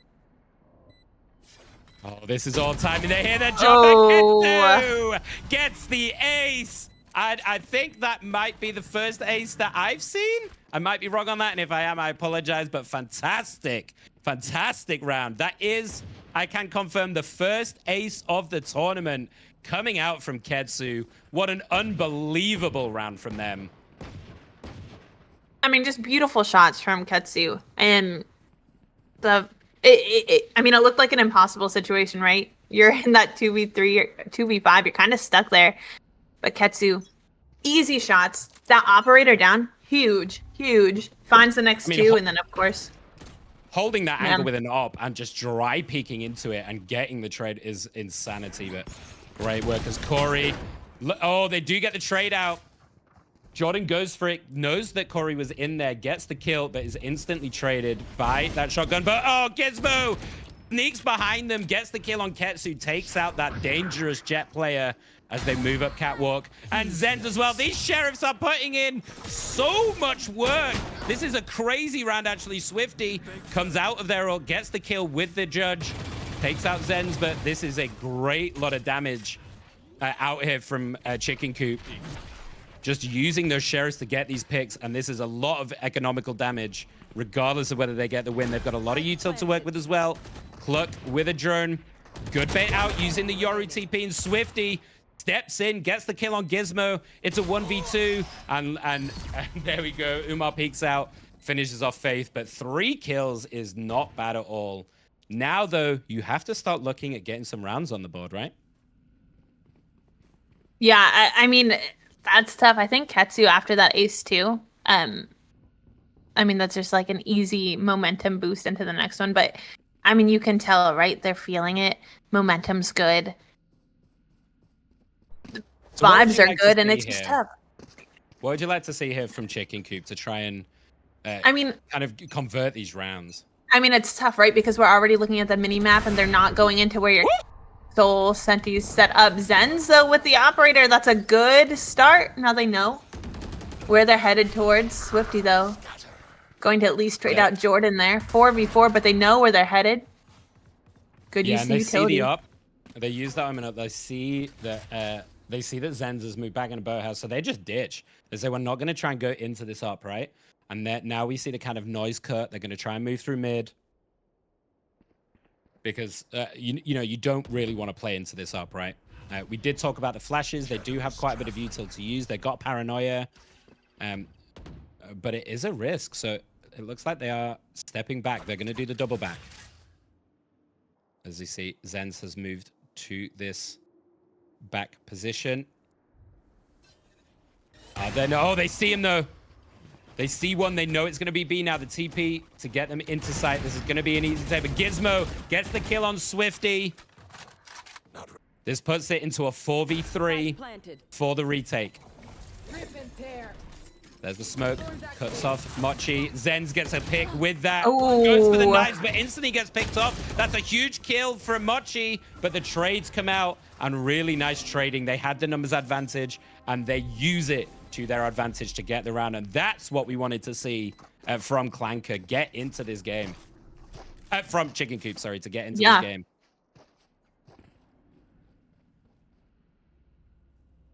And they even save the op. So Zen's going to be picking that one up again. That's huge, and they know the operator's still in play, so that's something you kind of have to be worried about. Don't want to peek into that. Yeah, and a bit unfortunate for Zenz there. Just as they pop the knives, you know, there's no worse feeling when you you're ready to go crazy after a good op shot. Go for those knives, go for more kills, and then you just get domed instantly, and it's all for naught. Because also, you know, jet knives can be a great economical advantage, you know, when you're having a struggle round. So good paranoia takes them off the angle, but they're gonna just stay. Looking for the re-peek in. Oh, it's so close. They can't get themselves out, though. They're still alive. Somehow Zen stayed alive. The op is on the floor. Swifty eventually gets it. Oh, but look at Jordan on their own in Boathouse. Swifty just runs their way in, gets that trade out, and now it's all fallen apart very quickly. Really nice early paranoia. Good read. Cluck gets a kill, though. It's a good read to know that the op is going to be there. And the reaggress was wild. Cluck gets another spam. Wait, this is not over. We're in a 3v3. This is definitely doable. Time is ticking. Ketsu with the swing gets Faith in the face. They know someone is there. Corey going down low. Sloth with the op, picking that up. Gets the kill on Gizmo. And I think this is going to be a get out of dodge, but they are kind of stuck now. They're going to try and get the exit frags. Do they know? There we go. There's the peek out. Gets one. Cluck with a great round. Makes it expensive, but at the end of the day, they're going to struggle in the next. They don't have the economy for a full buy-in next. Sure, it wasn't Clanker Clan who said they were VOD reviewing? It looks like it might have been Clanker Clan. Yeah. I think it was Clanker Clan. They just have beautiful reads on this. And the way they're playing together, I love it. Even just that last round, and they know the operator's in play, right? The paranoia to clear, they don't know. Jet could be holding mid, right? You don't know where Zenz is, but that paranoia to clear off that close into the Visol, and you know, unluckily for Chicken Coop, Zenz was there, not able to get out. That's opt down, but just, you know, being able to secure site. Something worth noting for you guys watching at home, Clanker clan on the red side here have not played together before. They're running with 2 subs, and this is Swifty's first time playing. So phenomenal, honestly. This is why we're talking about the team cohesion and stuff. So just thought it was worth noting that for you all, playing with double subs and Swifty's first time, and they're pulling out this kind of performance. Crazy. And there we see the timeout there. Well needed, I think. They need a quick discussion of how they're going to try and deal with this crazy aggression coming out. Well, the last time Chicken Coop took a timeout, they were able to regroup after that and start to find their footing again. And that's really what they need to do, especially when you consider a map like Ascent. I mean, it's been defensive sided for so long, right? So to already be down 2-7 on your defensive half, that's rough. It's a really tough position to be in, isn't it? As you see the turret already taken out, as Swifty just poking their way up cat, looking onto that A side, see if they can get any picks, as Ketsu just pushing up mid, has the dash out if they need it, gets the Omen. Gizmo looking for that TP to try and confuse, but was caught out. And that's going to give them a lot of control up through that mid. And this is going to be really tough to deal with now. They hear the glass break. Are they ready? Faith gets a lovely classic kill. Swifty was not ready for this, but look at the reinforcements coming in. Jordan popping that Yoru ult, comes out of it, not quite ready for the shotgun, and then punished by Umar. So this gets them into the A site. Do they know Faith picking up that Vandal? So does have that to work with. Do they expect them from main this quickly, though? They looped all the way around. There's the Hunter's Fury. Gets Corey, actually. The plant does go down. Oh, it gets Ketsu as well. And Faith with the third. That's a lovely Hunter's Fury to take that site. And that was sorely, sorely needed. Well played from Cluck. Beautiful timeout. Beautiful timeout. I love the adjustments. And that's really what they needed, right? I would love to know what they talked about in that timeout to be able to kind of regroup like that. But hopefully it wasn't just like okay, this is what we need to do this round. I hope they were able to kind of just regroup in general. Yeah, no, I mean, that was a beautiful, beautiful read, beautiful kind of reset. There's going to be now, of course, Jordan to bring out the operator on defense. That's tough. They know it's there. Yeah, it's interesting that it's Jordan picking that up rather than Zenz. Maybe that's a conversation they've had between themselves. Oh, maybe it's just an unexpected. You know, they're not going to be expecting the Yoru to have it. So they fast push into B, get onto the site. Cluck, though, is ready to take out Ketsu. Zenz with the trade. Zenz with a double. Can he get the third? And this is going to be a wash of a round. That's lovely. That is what they needed. We are 7-4. And yes, you lost 7 on the defense half, which is always going to be tough. But if they can pull this back to a 7-5, we have got ourselves a game. And the economy is a little bit roughy. Mostly a full buy here from Clankers. Yeah, I mean, now the onus is kind of on Clanker Clan to be able to win. Of course, it's last run in the half, so it doesn't matter. But, let's say you were just looking at this, taking a snapshot, not where you want your economy to be. But luckily, I mean, they had so much of a momentum buildup. Their econ's fine.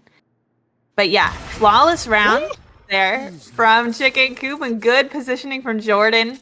Finds that opening shot with the operator, and it looks like they're going to be ulting into... Speed things up. Just clean Swifty up, but they know. KJ on site. Lots of util they're pushing into. That gives time for the rotate. Bomb, not playing and there again. Comes the trades. Zenz gets the kill on Ketsu as well. It's a 4 for 2. The Hunter's Fury coming out. The KJ ult as well. Lockdown is there. kills the lockdown. Oh, no, lockdown's still going. Umar gets the trade. Oh, this is... this could be bad. Umar's detained, and there's the knife. There's the knife from Faith. With Cluck to finish it out, and I think that's a bit of emotional damage right there. Switching sides. I mean, anytime I'm knifed, definitely does a toll on my mental. I mean, you kind of expect it if you're going to get detained. You do. If you're detained, yeah. I mean, you accept your fate. Yeah, it could be worse. You know, they could just be behind you on a normal round. True. That We emotional do toll. end that half 7-5. No, I mean that was good. I think that was a really well placed timeout. They really needed that. I would have liked to see it a couple rounds earlier because I really do think they would have been able to turn it around a bit faster. But I mean 7-5, especially for a team like Chicken Coop, not a bad scoreline. I think they have the possibility to bring back. We've seen them bring it back from being down a couple rounds before. You also have to consider they have that safety net of having that first map under their belts. But early kills coming out, and already a couple of really nice sheriff shots for Clanker. And that already cuts the aggression completely and shuts down Chicken Coop trying to get in on that point. Kedsu gets a nice couple before going down. And this is now the cut noise. See if they can work anything through mid, maybe. See if they can get any pickoffs to make this a winnable round. But it's not looking great for this first pistol. This is not the start of Chicken Coop we're going to be looking for. Sloth gets caught out, but now they know. Cluck somehow making it round. Swifty gets another kill with that sheriff. 1v4. What have you got for us, Cluck? You have been putting up a hell of a performance already. Trying to chase that Omen through mid. Corey knows, though. Corey knows. The paranoia is ready. It's clean. Tough. It's on. And there's the kill as well. The timing was perfect to finish off that pistol round. And it takes us to 8-5. Yeah, probably not the way Chicken Coop wanted that pistol round to go. Definitely not the way they wanted it to go. They are going to save. Smart call. I don't think they're quite at the point where they need to force. I think they were expecting them to... I think they were expecting Clankers to get aggressive, right? Because they expend that paranoia very early, just outside of B. So I think they were expecting someone to be holding there, and they kind of try to rush it to get that pick. And unfortunately, the sheriffs, after the fact, just kind of dismantled them a bit. But already we see... Look at the positioning already through mid. This is so fast. Jordan just runs it down mid. I don't know if Swifty was just completely shocked by that and surprised, but does Spitter get the kill with the Outlaw? But that was just full sent through mid there from Jordan. Well, I mean, they had no one watching it. They eventually sent that dart, but I mean, at that point, just the positioning. We also watched... It wasn't just Jordan, but Gizmo was able to kind of push up as well and take some space. Tough. It's tough when you don't have those weapons, right? So I think they're doing a great job of taking control of this map, but just at the end of the day, it's a classic against the Bulldog there. Yeah, I mean, we talked about it all series long, right? Any economical damage you can do at this point, on this second round after the pistol loss is always going to be great, but you're never expecting anything crazy. And but I did like the map control they were able to take, positionings from them, and timings I think they took. So yeah, they weren't really in the position to kind of capitalize off of that fully. Just a little tidbit for you. Clux is the only, I believe, Chicken Coop are the only team to get knives in this tournament. There are 2 knives that have happened in this tournament, and both of them have been from Chicken Coop. Just as a little tidbit for you there. So you see very fast aggression moving through. Faith running in with this judge. Not Faith, sorry. Brain. Cluck getting a kill with the Stinger as well, as they just send it on the site using these close range weapons. It was Jordan, sorry, with that judge. As they're holding this, having space. Yeah. And Spike is already down, so time is a-ticking. Can Mochi get anything from this tree position? Oh, yes. Faith reads it. Flawless. And that is what we needed to see. A flawless round. And that is going to give them a good economy to bounce off of. Mm-hmm. This is going to be the key round for them, I feel. Yeah, if they win this one, to bring it 7-9, and that'll put the next round here, Clanker Clan, on kind of a half buy. Plus, you have that like fat padding of like good economy buildup. Chicken Coop should be in a pretty good spot. And again, I mean, you're not quite as desperate here as Clanker Clan are, because you just came off a win there on Lotus. Yeah, absolutely. The pressure is off, but Good positioning from Swifty. In wine, getting the 2K, and that is going to break the attack completely. We do see Faith working their way up mid a little bit. They might be able to catch Mochi off, but we do see Umar working their way around. Hasn't quite clocked it yet. Ketsu gets the trade. And Faith just jumps straight out and gets the domed headshot on Corey. But look at where they are. Gizmo is still sat in this B main area. 1v4. What have you got for his Gizmo? Now they know he's going to TP into the smoke. Can he catch him off? Oh, Mochi. Ready for it. And immediately gets broken after that great round win before. If I'm Gizmo there, I think I spray through the smoke as soon as I hear the footstep. Yeah, like immediately you hear the footstep. Yeah. It's always a guessing game though, isn't it? Have they heard you? Do they know that you're in there? And I'm guessing that they con that, right? But as soon as you hear the footstep, you know where they are.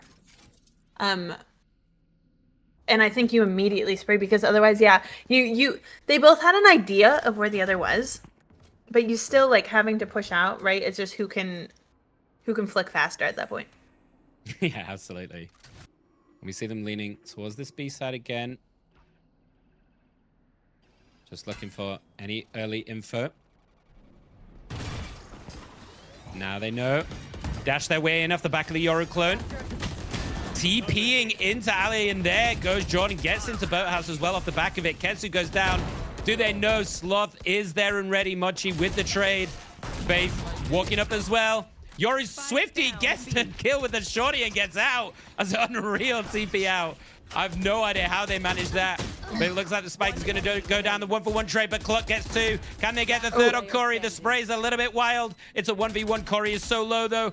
There goes the health. But Gizmo misses the shot. 16 HP. Corey, I think, knows where Gizmo is. And it's just going to be smokes for smokes. Trying to bait out with the TP. This would be insane work from Corey. And there we go. Gizmo with great positioning. Perfect read, knowing they were going to go down lane, and gets the kill. And that was such a key round to win. So expensive, but their economy would have been fully broken if not. No, now it's Chicken Coop that needs to use another timeout and just kind of regroup. Yeah, they're kind of running out of free rounds here, right? 10 rounds on the board. Also, I mean, as you said, the pressure is not on them, right? The pressure's not on them, but I mean, right, at this point, we're in the semifinals. I want to close it out in 2 if I can. True. Like, I don't want to leave it to Corrode. And Clanker Clan played on Corrode earlier in this tournament. I mean, it was 13-11, right? So it's not like that was an easy run by any means. They showed great adaptation on Corrode, which is what I would be scared of. They went down quite early, and they showed really good strategic adaptation to come back in, like cause some really push that mid aggression on Corrode to come back and win that map. So it's always something in the back of your mind, but I think for now for these teams, it's focus on what's in front of you, right? Just try and get the win that's right in front of you, because otherwise the third map doesn't really matter. It doesn't. It doesn't. At that point, you can put these past 2 maps behind you, but not really, right? Because you have to take all the lessons you learned from these last two maps. And, we talked about the adaptability of Clanker Clan on Corrode last time, but I think they've shown really great adaptability throughout the series so far. Yeah, absolutely. I definitely agree. As we see them They heard. just trying to bait out that Vice Warp. Gets themselves out as well. Avoids the shock darts. You should run. And using that KJ lockdown, they're going to try and force them off the point. And we see, is there a little corner there? There is. I think Mochi... Are they ready for Mochi to be here in Boathouse? Jordan jumps in. Now they see them. Gets the one trade. But Umar on the flip side gets 2, gets 3, gets 4. No, Sloth gets the 4th. And jumps in. And that's a great work from Market to secure that round. If I'm Chicken Coop, from Umar. I'm getting worried, right? We just took a timeout. And so far, they've been able to take these timeouts and then figure out a game plan and kind of just continue that momentum. But I think this is the first time we've seen it not quite go their way, and that's tough. You can definitely tell they had that plan mapped out, but yeah, I mean, if I'm Chicken Coop, I'm starting to get worried now because Clanker Clan are showing strong, and again, a map like Ascent, everybody knows Ascent. So even though they haven't had a chance to practice together, I am worried about potentially bringing this to map 3. Good ult. Oh, but Umar just swings and gets it. I love what they did, using that information from the Yoru to obviously get that kill with the Hunter's Fury. Guarantee that pick, but Zenz dry picks that corner and just gets the dome shot on Mochi with the Sheriff. And that is 2 down already for Clanker. B site completely open. And so that's a really nice, honestly, bait and switch. They were already kind of prepping. This looks like a pretty good prepped play. And they get the shots to back it up. They get the plant down. KJ already kind of pushed up, ready for them. And Ketsu just jumps in with the shorty. Absolutely no fear. The trades come out over the other side, though. Gizmo and Faith to close it out. And that's 8-11. This game is not done. That is a crazy, crazy chaos round coming out in that one. Who cares if you have a buy or not? If you can just thrifty. That is crazy work. Insane, but definitely a round they needed to come through, and that's something we got to touch on a little bit with Lotus, but we were joking, never let them know your next move. But I think we talked about how Clanker Clan has this adaptability, so if you can kind of have a chaotic round like that, it does make it a little bit harder for them to get that read and kind of play off of that. So definitely well played there by Chicken Coop. Yeah, absolutely. And this puts Clankers on a bit of a, on the flip side. They've got some sheriffs to work with. They've got knives. So this is all on Ketsu right now. Ketsu's got to be the difference maker here. 3 knives left. If they can get this reset, they could take this round, but they're leaning towards the A side. They do have a 3-stack ready, but not many guns to work with. So this is going to be a really tough one as the Yoru going in, probably looking to TP. They know he's... Look at Corey. Corey's waiting. It's a really good paranoia, but he sees him very close. Cannot quite get the shots. Jordan just swings to the side, gets 2, and then Faith also comes in with Gizmo to clean up the rest. That's really unfortunate. They had the read. Obviously, they saw the TP. It's a really tough way to lose that round. As Jordan finishes it off with the 3K after just doing a little peek out and walk right, and it seems to work out for them. Man, I mean that was a nearly flawless round again from Chicken Coop, right? Absolutely, but we did talk about it. It was a sheriff buy. They were kind of forced onto that low econ, but now look at what we got brought out. Look at Swifty over here bringing out the ARP. Are they ready for this? Seen, I'm not ready for Swifty with an ARP. I mean, we've seen just the sort of damage that Swifty can do economically, mentally, momentum-wise, and there it goes. The paranoia was just a half second too late, and Swifty was posted up and ready.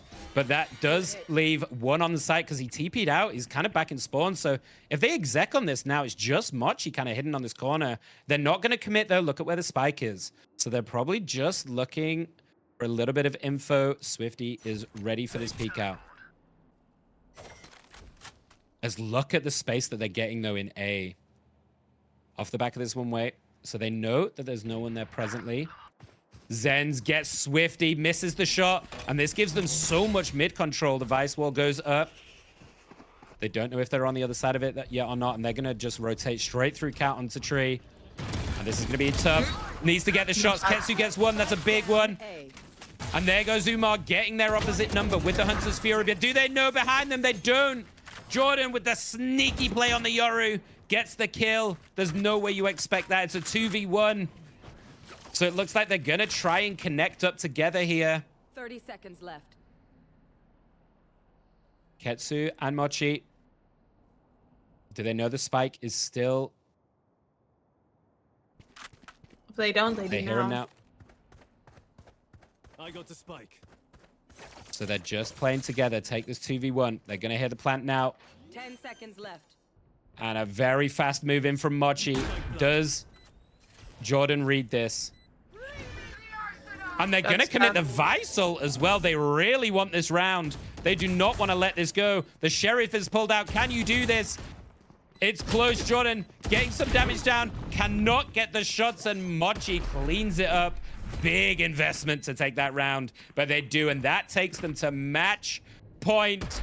We could be going to a game 3. Loved the Visal there. I think a lot of people, you know, we see often, oh, we're in a 2v1.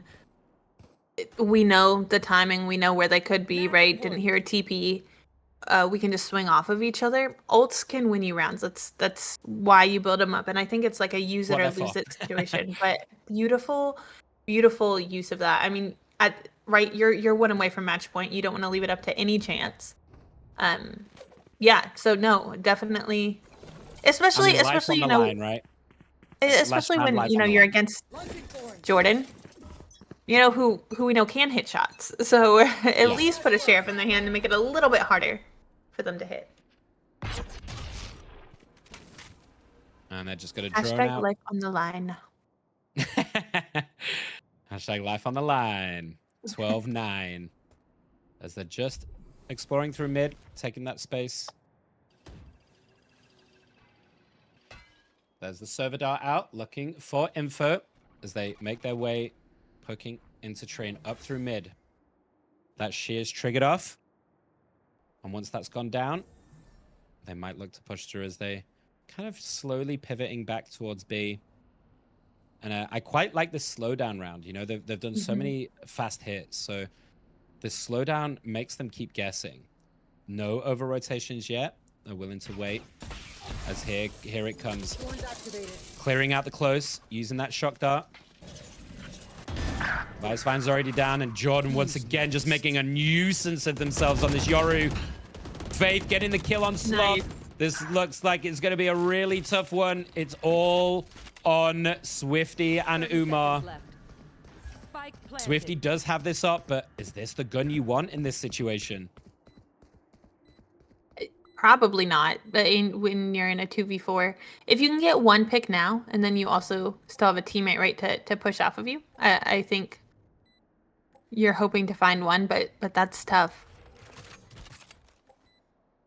I mean, he does have the Yoru ult as well, but you'd almost be tempted to just save it, right? And take it into the next. Use the Yoru ult, and it looks like that's what they're going to do. They're going to back out and look to save this up. And I think that's the right call in this situation. You do have a three-round buffer here. If you give them an op and, you know, in this situation, then you're only kind of shooting yourself in the foot, right? No, I 100% agree. I think this was the correct call. Especially, you know, when you're at 9-12. Yeah, it's still 2 ults. That was a great round from Chicken Coop. That was also an expensive round. You exhausted 2 ultimates that you don't have going into this next round. 2 ults on the table for a Clanker clan. You mentioned one of those being Swifty with a Yoru ult. still has that operator in hand. They're looking to close it out, and they're looking to do it in a disciplined way. And I think the same can be said, we know Chicken Coop likes to run it down, but at the end of the day, I think that they're very disciplined, and we talked about that slowdown round we like, but just kind of seeing where they can find impact, where they can get timings, and it worked out beautifully. Yeah, and we see Swifty posted up on that B side again. Swivels round to mid with this up. Portal closed. But this smoke's going down, and Nice. the timing is That's- perfect. The that smoke spike. going down as he claps it. Sees the spike as well, so it's huge information. Now it's been picked up, and they're going to pivot towards the B, but look at the space that Ketsu is getting here with Corey. They're taking all through mid. They know where they've got to be, but Jordan Nice. again is being such a nuisance on this Yoru, making it so difficult to figure out where he's going to be coming from. And does Umar read it? And he does. Gets the better of him twice in a row. So there's the trade. It's 4 for 3. They're looking to hit B. No one is there currently. Faith waiting. Oh, the timing is great. The but timing is whips! crazy. Oh, the timing was so good. 30 seconds They left. had the util out. They were looking to try and get the TP out, it looked like, from the animation, and just survives. That could prove absolutely key, as it's a 4 for 2 at the moment. This should be a retake, as they're just going to get the info using that ult. Why not? Ketsu gets the trade out, kills Cluck. Not trade, just gets the kill. And they know that they're in Boathouse. This is going to be a corralling. Spam the hell out of that smoke.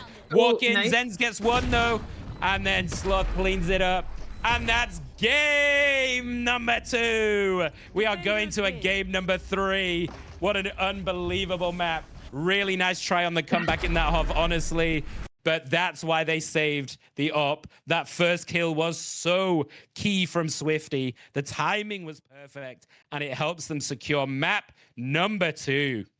Welcome back, everyone. And man, have we got a crazy game 3 going on for you on Corrode in this best of 3 semi-final. But Chicken Coop's like resident duelist all series. In talking to Chicken Coop during their interview, they were saying how they were intentional. They had their 2 duelists, and they picked up, of course, Faith as a Senti. They picked up a controller, and actually Gizmo's actually subbing for that controller pickup in Yai, who unfortunately couldn't be here. So they're really, really intentional in their picks, and of course we're gonna have to wait a little bit longer to see the full team picks, but I'm really excited about this Neon Waylay, and I love the juxtaposition between like an agent who's fast and an agent who likes to slow things down, right?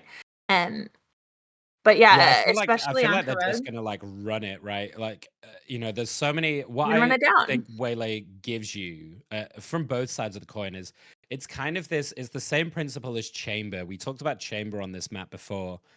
It's this principle of like a get out of jail free peak. So you can use that Waylay to kind of get the Mhm. info, take an early peak, and then just back out like immediately without Yeah. kind of risking too much. The same as like a jet dash, but maybe Mhm. even cleaner to be able to just insta get out of bad situations. So it can be so effective on either side of the coin, and especially on Corrode, where I feel like what we've seen a lot is so much mid pressure, because when you have something like a Vice, which we see locked in from both sides, we see how strong this agent can be. It locks down that B side of the map, and it makes it so difficult to push in through that main area. So there's you kind of are then forced to either attack A or go through mid and try and get round that kind of early Vice util. Yeah, and we've seen both the Sentis here play Vise today. I think they're both pretty comfortable, pretty. They know how to use a little bit of Vise util. And Corrode's such a fun new map, I think, but it really does, I think, lend really well to Vise. Like you said, I'm glad there's a map that starts to make Waylay a little bit more viable. We don't see a lot of Waylay, but I I love think, Waylay. I think super fun to play. yeah, so fun to play, so fun to watch, I think. And I don't think we get to watch enough, but I have been seeing more Waylay on Corrode, at least more than on other maps, right? So super, super fun. And I think on the other side of that, not seeing Waylay as much, not playing against Waylay as much means like, right? I've played against Waylay a handful of times. Even in scrims, I only see Waylay a handful of times. Yeah. It makes it harder to play against that when it's not something you're comfortable playing against. Now, that being said, we did see Waylay in this tournament. It's not they're not an unused agent by any means, but yeah, I mean, just something to think about and Yeah, I mean, it something comes fun down to to the know. duelist diff, doesn't it? Right? We see the mirror of Vice on either side for Faith and Mochi, Corey and Gizmo obviously default into that Omen. No surprise, and obviously we see the fades from Umar and Cluck. Fade's so good using those prowlers to check those corners. There's lots of very tight angles and stuff here for you to check, and Fade gives you so much utility in that aspect. So no surprise there. So this comes down to Ketsu obviously defaulting back to that Jet. And it's comfort. I think, your game 3 semifinals, Swifty going back to that Yoru as well. So I wonder how much comfort is gonna play a role in that. How accomplished is, let's say that these are all extremely high level players. So I have no doubt that they can play any agent, right? But it comes down to how practiced is Jordan on this Waylay. Yeah, Comparative to like Ketsu on a Jet, for yeah. example. And while Jet Well, you might not think is the best pick for this map, we saw it struggle a little bit when they played it in their first series. It didn't get as much value as they wanted. It's comfort, and at the end of the day, that's what's gonna maybe see them through. 100%. But I mean, just to touch on your point, Jordan, on the Swale. I mean, I think it has to be said. We know Chicken Coop doesn't like to play into the meta. We know they like to pick agents they're comfortable on, and we know Jordan's a duelist main. So I have no doubt in my mind that Jordan's pretty comfortable on this Waylay. But let's just take a look at what we're looking at. Look, Yeah, this is a super gamble interesting, stack isn't on it? A, and they're pushing towards B. This is Okay. just going to be I think this is going to be a full run out here from Chicken Coop. Chicken Coop, just going to leg it through A with a massive gamble stack using that neon speed. And there we go. Already Zenz catches our Mochi immediately. The Waylay backs out, and that's an early kill. And I think they're just going to try and play the numbers game, right? They're giving up the B site, going to let them have it. And now it's a full-on gun it to B site. It's a free plant. That is a free plant. Yeah, let's hope this gamble pays off because, I mean, you do all of that for one kill, right? So you do all of that. And Zenz is already low. Ketsu in position. Zenz has read it. Corey's on the other side of it. Zenz gets the kill, though. Is still going, and Zenz gets 3. Is somehow still in it on low HP. Umar gets the trade. It's 2. Swifty. Oh, and Swifty and Umar get it done after that gamble A stack. What a crazy strat coming out there from Chicken Coop. I love the aggression, and it almost paid off. Yeah. Well, I mean, I definitely think it would have paid off if they pushed A. Yeah. Yeah. But I mean, even if they don't push A, right, they do get the initial pick. So then you think, okay, they do have the advantage. But as you said, it's a free plant. And at that point, how much effectiveness is that low HP extra player going to get you? And to be fair to Zenz, they got 3 kills off the back of it. So again, we're seeing this crazy aggression coming out through mid, using this neon to really take so much space. Vice trying to hold that out through B, using that Yoru clone. Kensu goes over the top, uses the Spectre to get 2. Nice. And obviously, this is a gun advantage for sure, but racking up those econ kills with that Spectre. Really nice dash in, using that Yoru clone to bait out the Vice wall, and then easy pickings from there. Zenz has a ghost needs to die here, but looking to pick some off at least. Late picks, right? Yeah, I mean, if anyone pushes through, I don't know that they will, but maybe. Now, I mean, it is worth noting for all of you, if you're joining us for the first time, it is worth noting this is a high elo Valorant tournament. some of these players are absolutely phenomenal. You know, we have some very, well, all of them are very high immortal players. So just worth keeping that in mind. All of these players know exactly what they're doing. This is not their first rodeo, but it is worth noting that Clankers is playing with 2 subs, and this is the first time they will have all played together, I believe. Yeah. Um, Now, Chicken Coop is also playing with a sub, but I do think they had chances to practice, if I'm not mistaken, before. Yeah, and just a little behind the Everything scenes thing as started. well. We did talk about this earlier, but if you're just joining us now, Chicken Coop did their homework. Well, while I was doing my homework, I did spot a little call out in a stream. I nipped into Pasoko's stream. I hope you don't mind me calling that out, and saw that they were doing some VOD reviewing and planning. So there the trades come out. Cluck gets the kill on Mochi. Swifty trades out though. And left alone on the side. This Waylay has so much work to do, but Jordan gets it done. Uses his Bucky, gets the kill. Peeking over, and Faith with the backup. Getting the 2 kills to finish this off, but they've made it expensive on this bonus round. Oh, but lined up. Lining up for the collab with the Guardian, and Ketsu gets it done on the bonus. Oh, that's a rough exit for them on that one. Getting the collat to finish it off, and that is looking great for Clankers. I was just gonna say they know exactly where Ketsu is. They need to make sure they're not just going to take turns peeking. I didn't even think to say don't line up. So that's on me. Beautiful by Ketsu. Wins them the bonus. You're right. Now things a little bit tough, but that's okay. We're only on round number 4 here. Getting ready for maybe a BX. To see a timeout after this, to be honest, if they lose this. Oh yeah. Pushing up. Could not quite get control over that Stinger. Zenz does do a little bit of damage. 69 HP. Nice. But then as they look to work back through mid.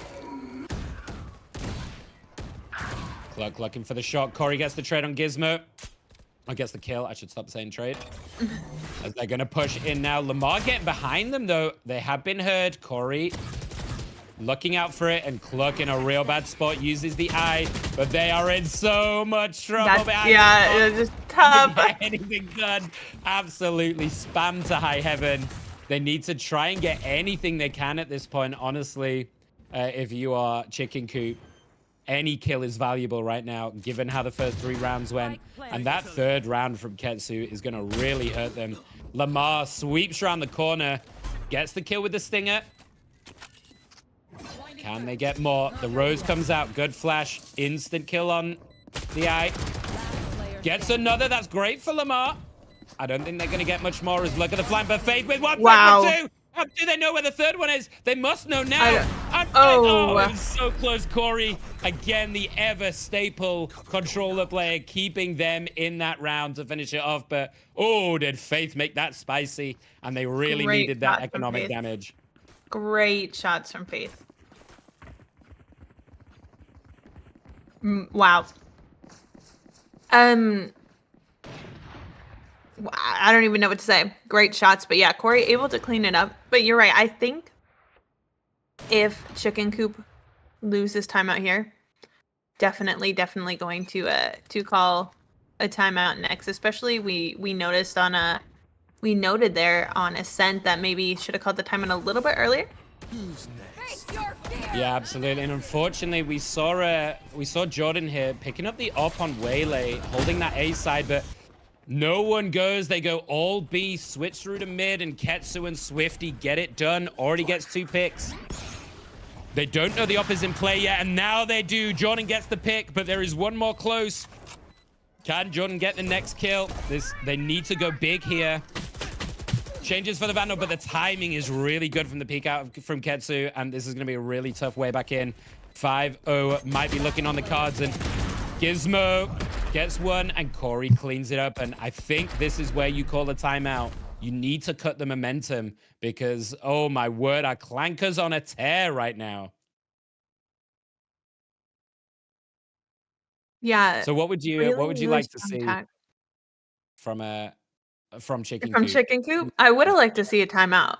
I think if they don't take it here and definitely do it next as they go into their bye. I believe it was Chicken Coop in their interview. They talked about how they're pretty good at feeling out mentals, but I believe it was them who said the one time their decision not to take a timeout is they said if we lose the next one we'll take a timeout, and they won a round, didn't take it one map. And so Yeah. I think that was Chicken Coop, so I'm sure they have a round where they're like, if we don't win by here, we'll call a timeout.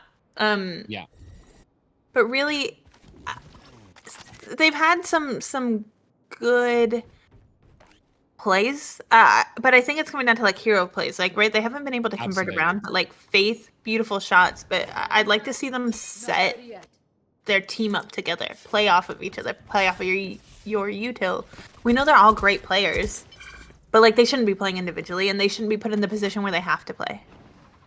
Yeah, I We feel like see, though- Vice is having a tough time kind of trying to hold down this B side, and they're doing, Clankers are doing a really good job of baiting out the Vice util and then kind of just rolling in on site, and making it really difficult for them. As once again we see them pushing into this B side. There's two waiting. Sheriffs! Cluck gets a nice pick. They do have a Nightfall if they want to use it. It's a 1-for-1 trade, but they're so close that it's tough. They peek out, but there was 3 people ready for that peek, and unfortunately, that Nightfall is going to be taken out of the equation. They know where Gizmo is. They're ready. Mochi, with the slight readjustment, gets the kill on Gizmo, and now it's all on Zenz. And they're just doing this dance around this mid, poking and prodding around this mid, and then execing on this B side, and is making. Oh my God, Nice. Zenz, what is that with a stinger? That is absolutely disgusting work, to be honest. I don't think they're going to get much more, but the fact they even get that kill is kind of crazy. Yeah, what a shot! What a shot! Yeah, crosshair exactly where it needed to be, and here comes the timeout. So if you're Chicken Coop here, what are you saying to each other? What do you think the plan is? What do they need to change? Yeah, they definitely need to regroup a little bit, because you can see the wheels starting to kind of turn in their heads. But I mean, even there, right? Jordan, Waylay ulted. They're already rotating all the way towards another site. So just like, where are they getting their info from? How are they communicating that? Like, I don't know what the comms are like right now, but is there a disconnect going on there? Because like we didn't see Clanker Clan rotate off because of the Waylay ult. They were already rotating off before Jordan popped that. So I think one thing we've highlighted from Chicken Coop in the past is they did their homework. They VOD reviewed that they have the good reads, they have the good calls, and it seems like somewhere along the way is a disconnect from that. And I think they need to kind of clean that back up. And if they're able to do that, I think it should be pretty easy for them. Like you said, they did their homework. We saw Clanker Clan here on Corrode, but I mean, somewhere that's getting lost, and now you're 0-6. I mean, you're kind of losing those rounds to work with. Yeah, I feel like let's not take anything away here, though, from Clankers. They're doing such a good job of pulling them around the map. Doing these kind of bait switches into end execs on a site, and they are pulling them around and making it really difficult for them to get that info, and then to play off of it. And we see an aggressive peek out there, does get some damage down, but Zenz feels like Zenz is kind of forced to make these aggro plays just to get the information that they need. These early eyes from the Fade and not getting the value that they need to, and they're kind of being left on an island, and we see that again here from Jordan, being left on this A site on their own as they're about to be pushed into, and Swifty just dry peeks it, and that completely leaves the site open for another plant down. Nightfall ready, but no one else in place, so gonna hold it. But Nightfall could be huge here. You need to start getting some rounds on the board, so I would like to see them use it. There we go. Get the info.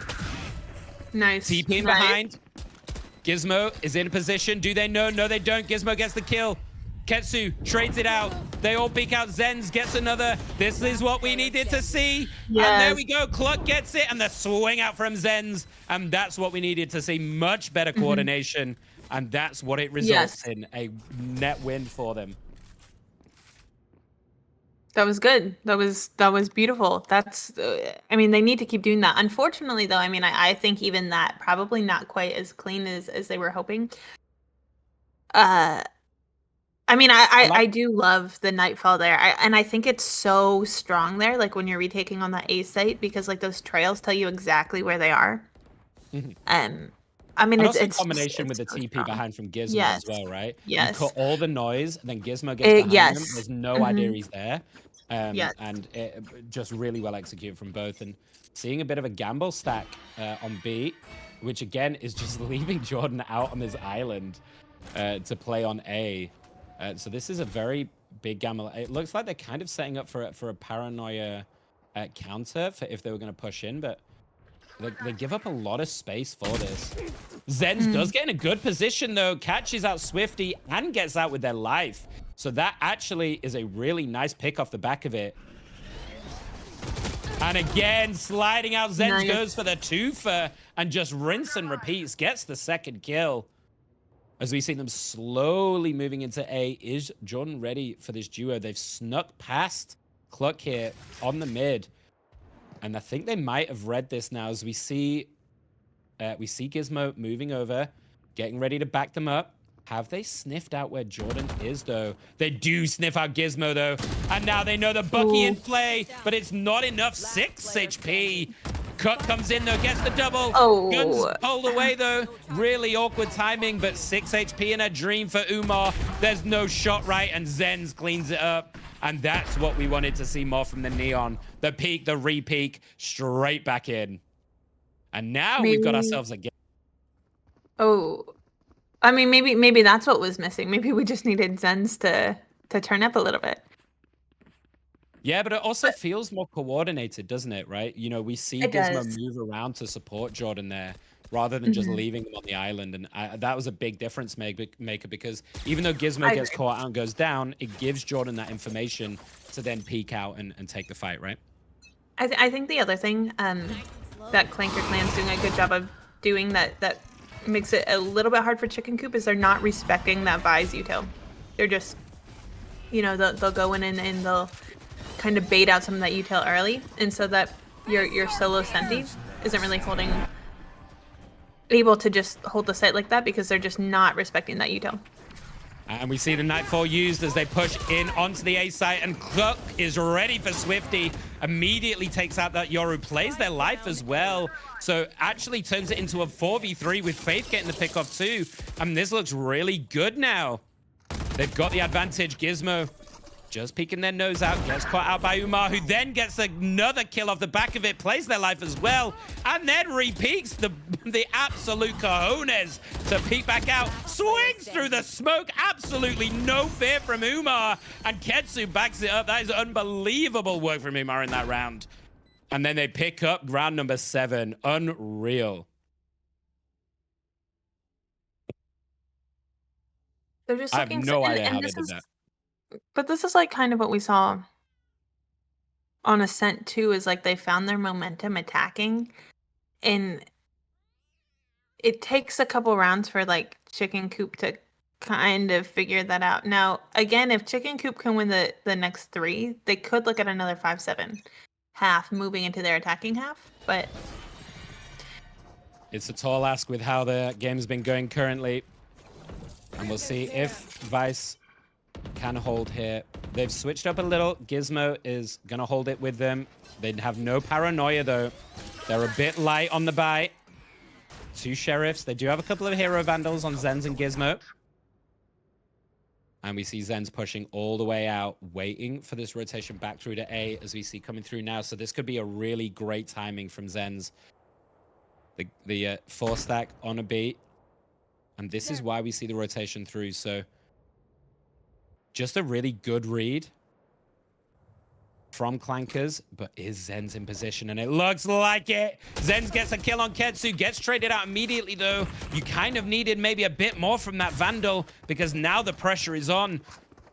Mochi gets another kill on Cluck, and Waylay is here, but gets pinged by the Fade. Do they know? Oh, it was so close. They get dinked on the head, though.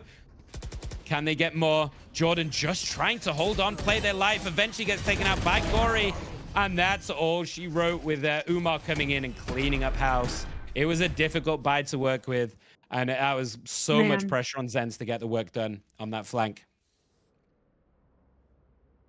I mean, it does seem like a lot of these rounds, the pressure has kind of fallen on Zenz, right? And that's kind of tough for one player. I mean, Zenz has, of course, had pop-off rounds, and even in some of these rounds, done good damage, had good positioning, but, like, it's tough, right? They're not respecting face util. It's kind of hard for them to kind of group up, play off of each other, and, I mean, Clanker Clan is just so comfortable. They look so coordinated, too, I think, is part of the difference. Yeah, absolutely. I mean, they're playing as a unit really, really well. And, you know, we've mentioned this a couple of times. This is especially great to see from them as they're playing with 2 subs. And this is the first time Swifty's played. So, you know, with all of that bearing in mind, the coordination that they're showing here, these are all very, very high-level players. So a certain amount to be expected, but really great to see that coming out from them as they do take a loss. That's a great Fade Eye, though. Great read. And the Waylay's kind of stuck out now on a limb. Jordan gets taken out. That's a great Fade Eye. Just the foresight to think about that as well. Clears the corner with the Fade. Now, stuck a little, this Neon. Can they get out? Ooh, dodging and weaving off the back of that wall. Just delays it a little bit so they don't get spammed through it. But they push all the way through to A. And now it is all on Gizmo. Zenz has moved around. 30 seconds left. They know Zenz is there, but they turn around. Oh, Zenz! It's so hard with a classic.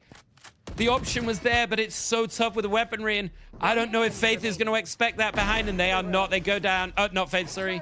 Faith does get the trade on Corey, but it's so much to ask for from Faith. This could be a 9-3 curse half. So they slow walk in. They think they may have gone to the left. There's the peek out from Ketsu. Just bending out. Now they know 30 HP and just dancing with them as Ketsu gets another 4K.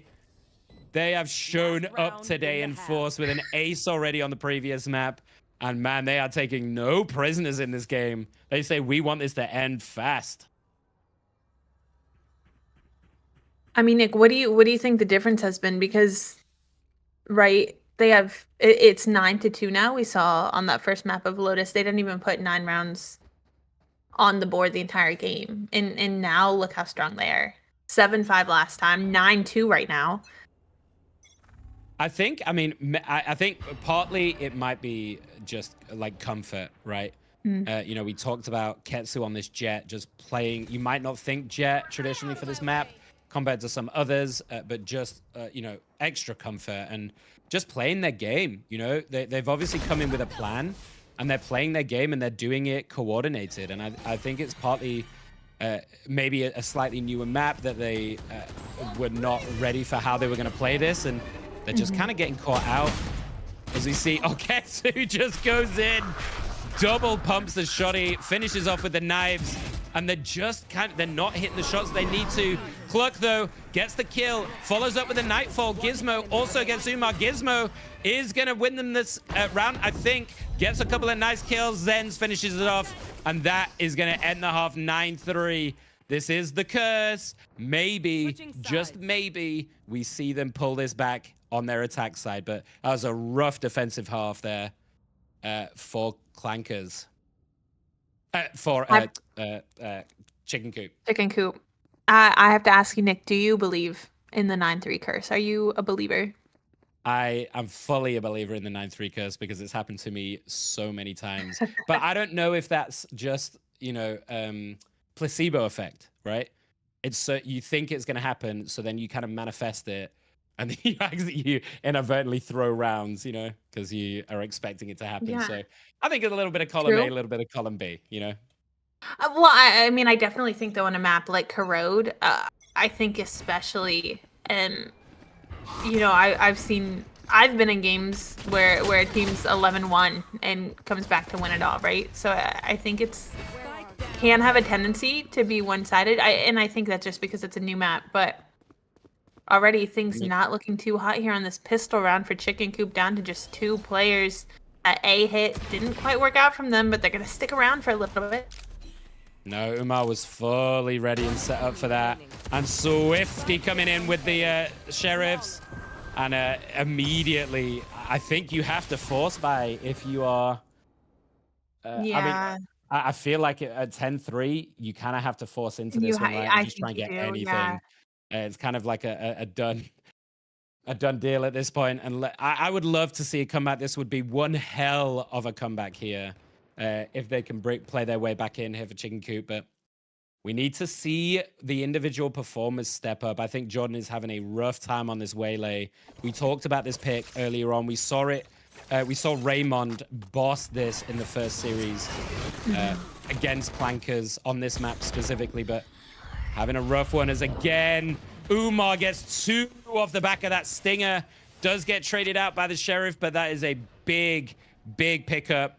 And it's going to make it really tough on this force buy, because if they go down in this, it's pretty much all said and done at that point. It's going to have to be unbelievable individual heroic performances.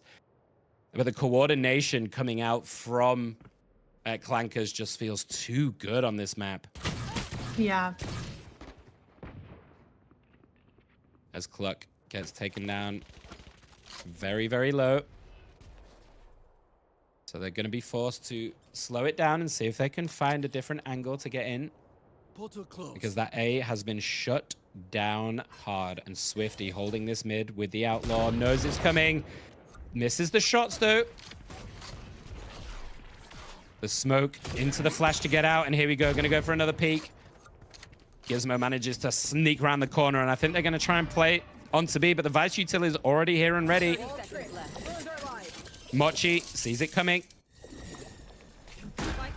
Great vines to hold out Mochi so they at least get the plant down at the very, very minimum. So can they play this post plant?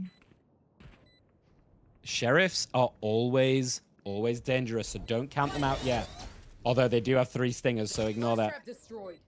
The stinger's at close range though, and already Swifty getting into that heaven position. And that is done. And that is going to be tough on a force buy. This is just going to be half buy after half buy after half buy, I think, in these last couple of rounds.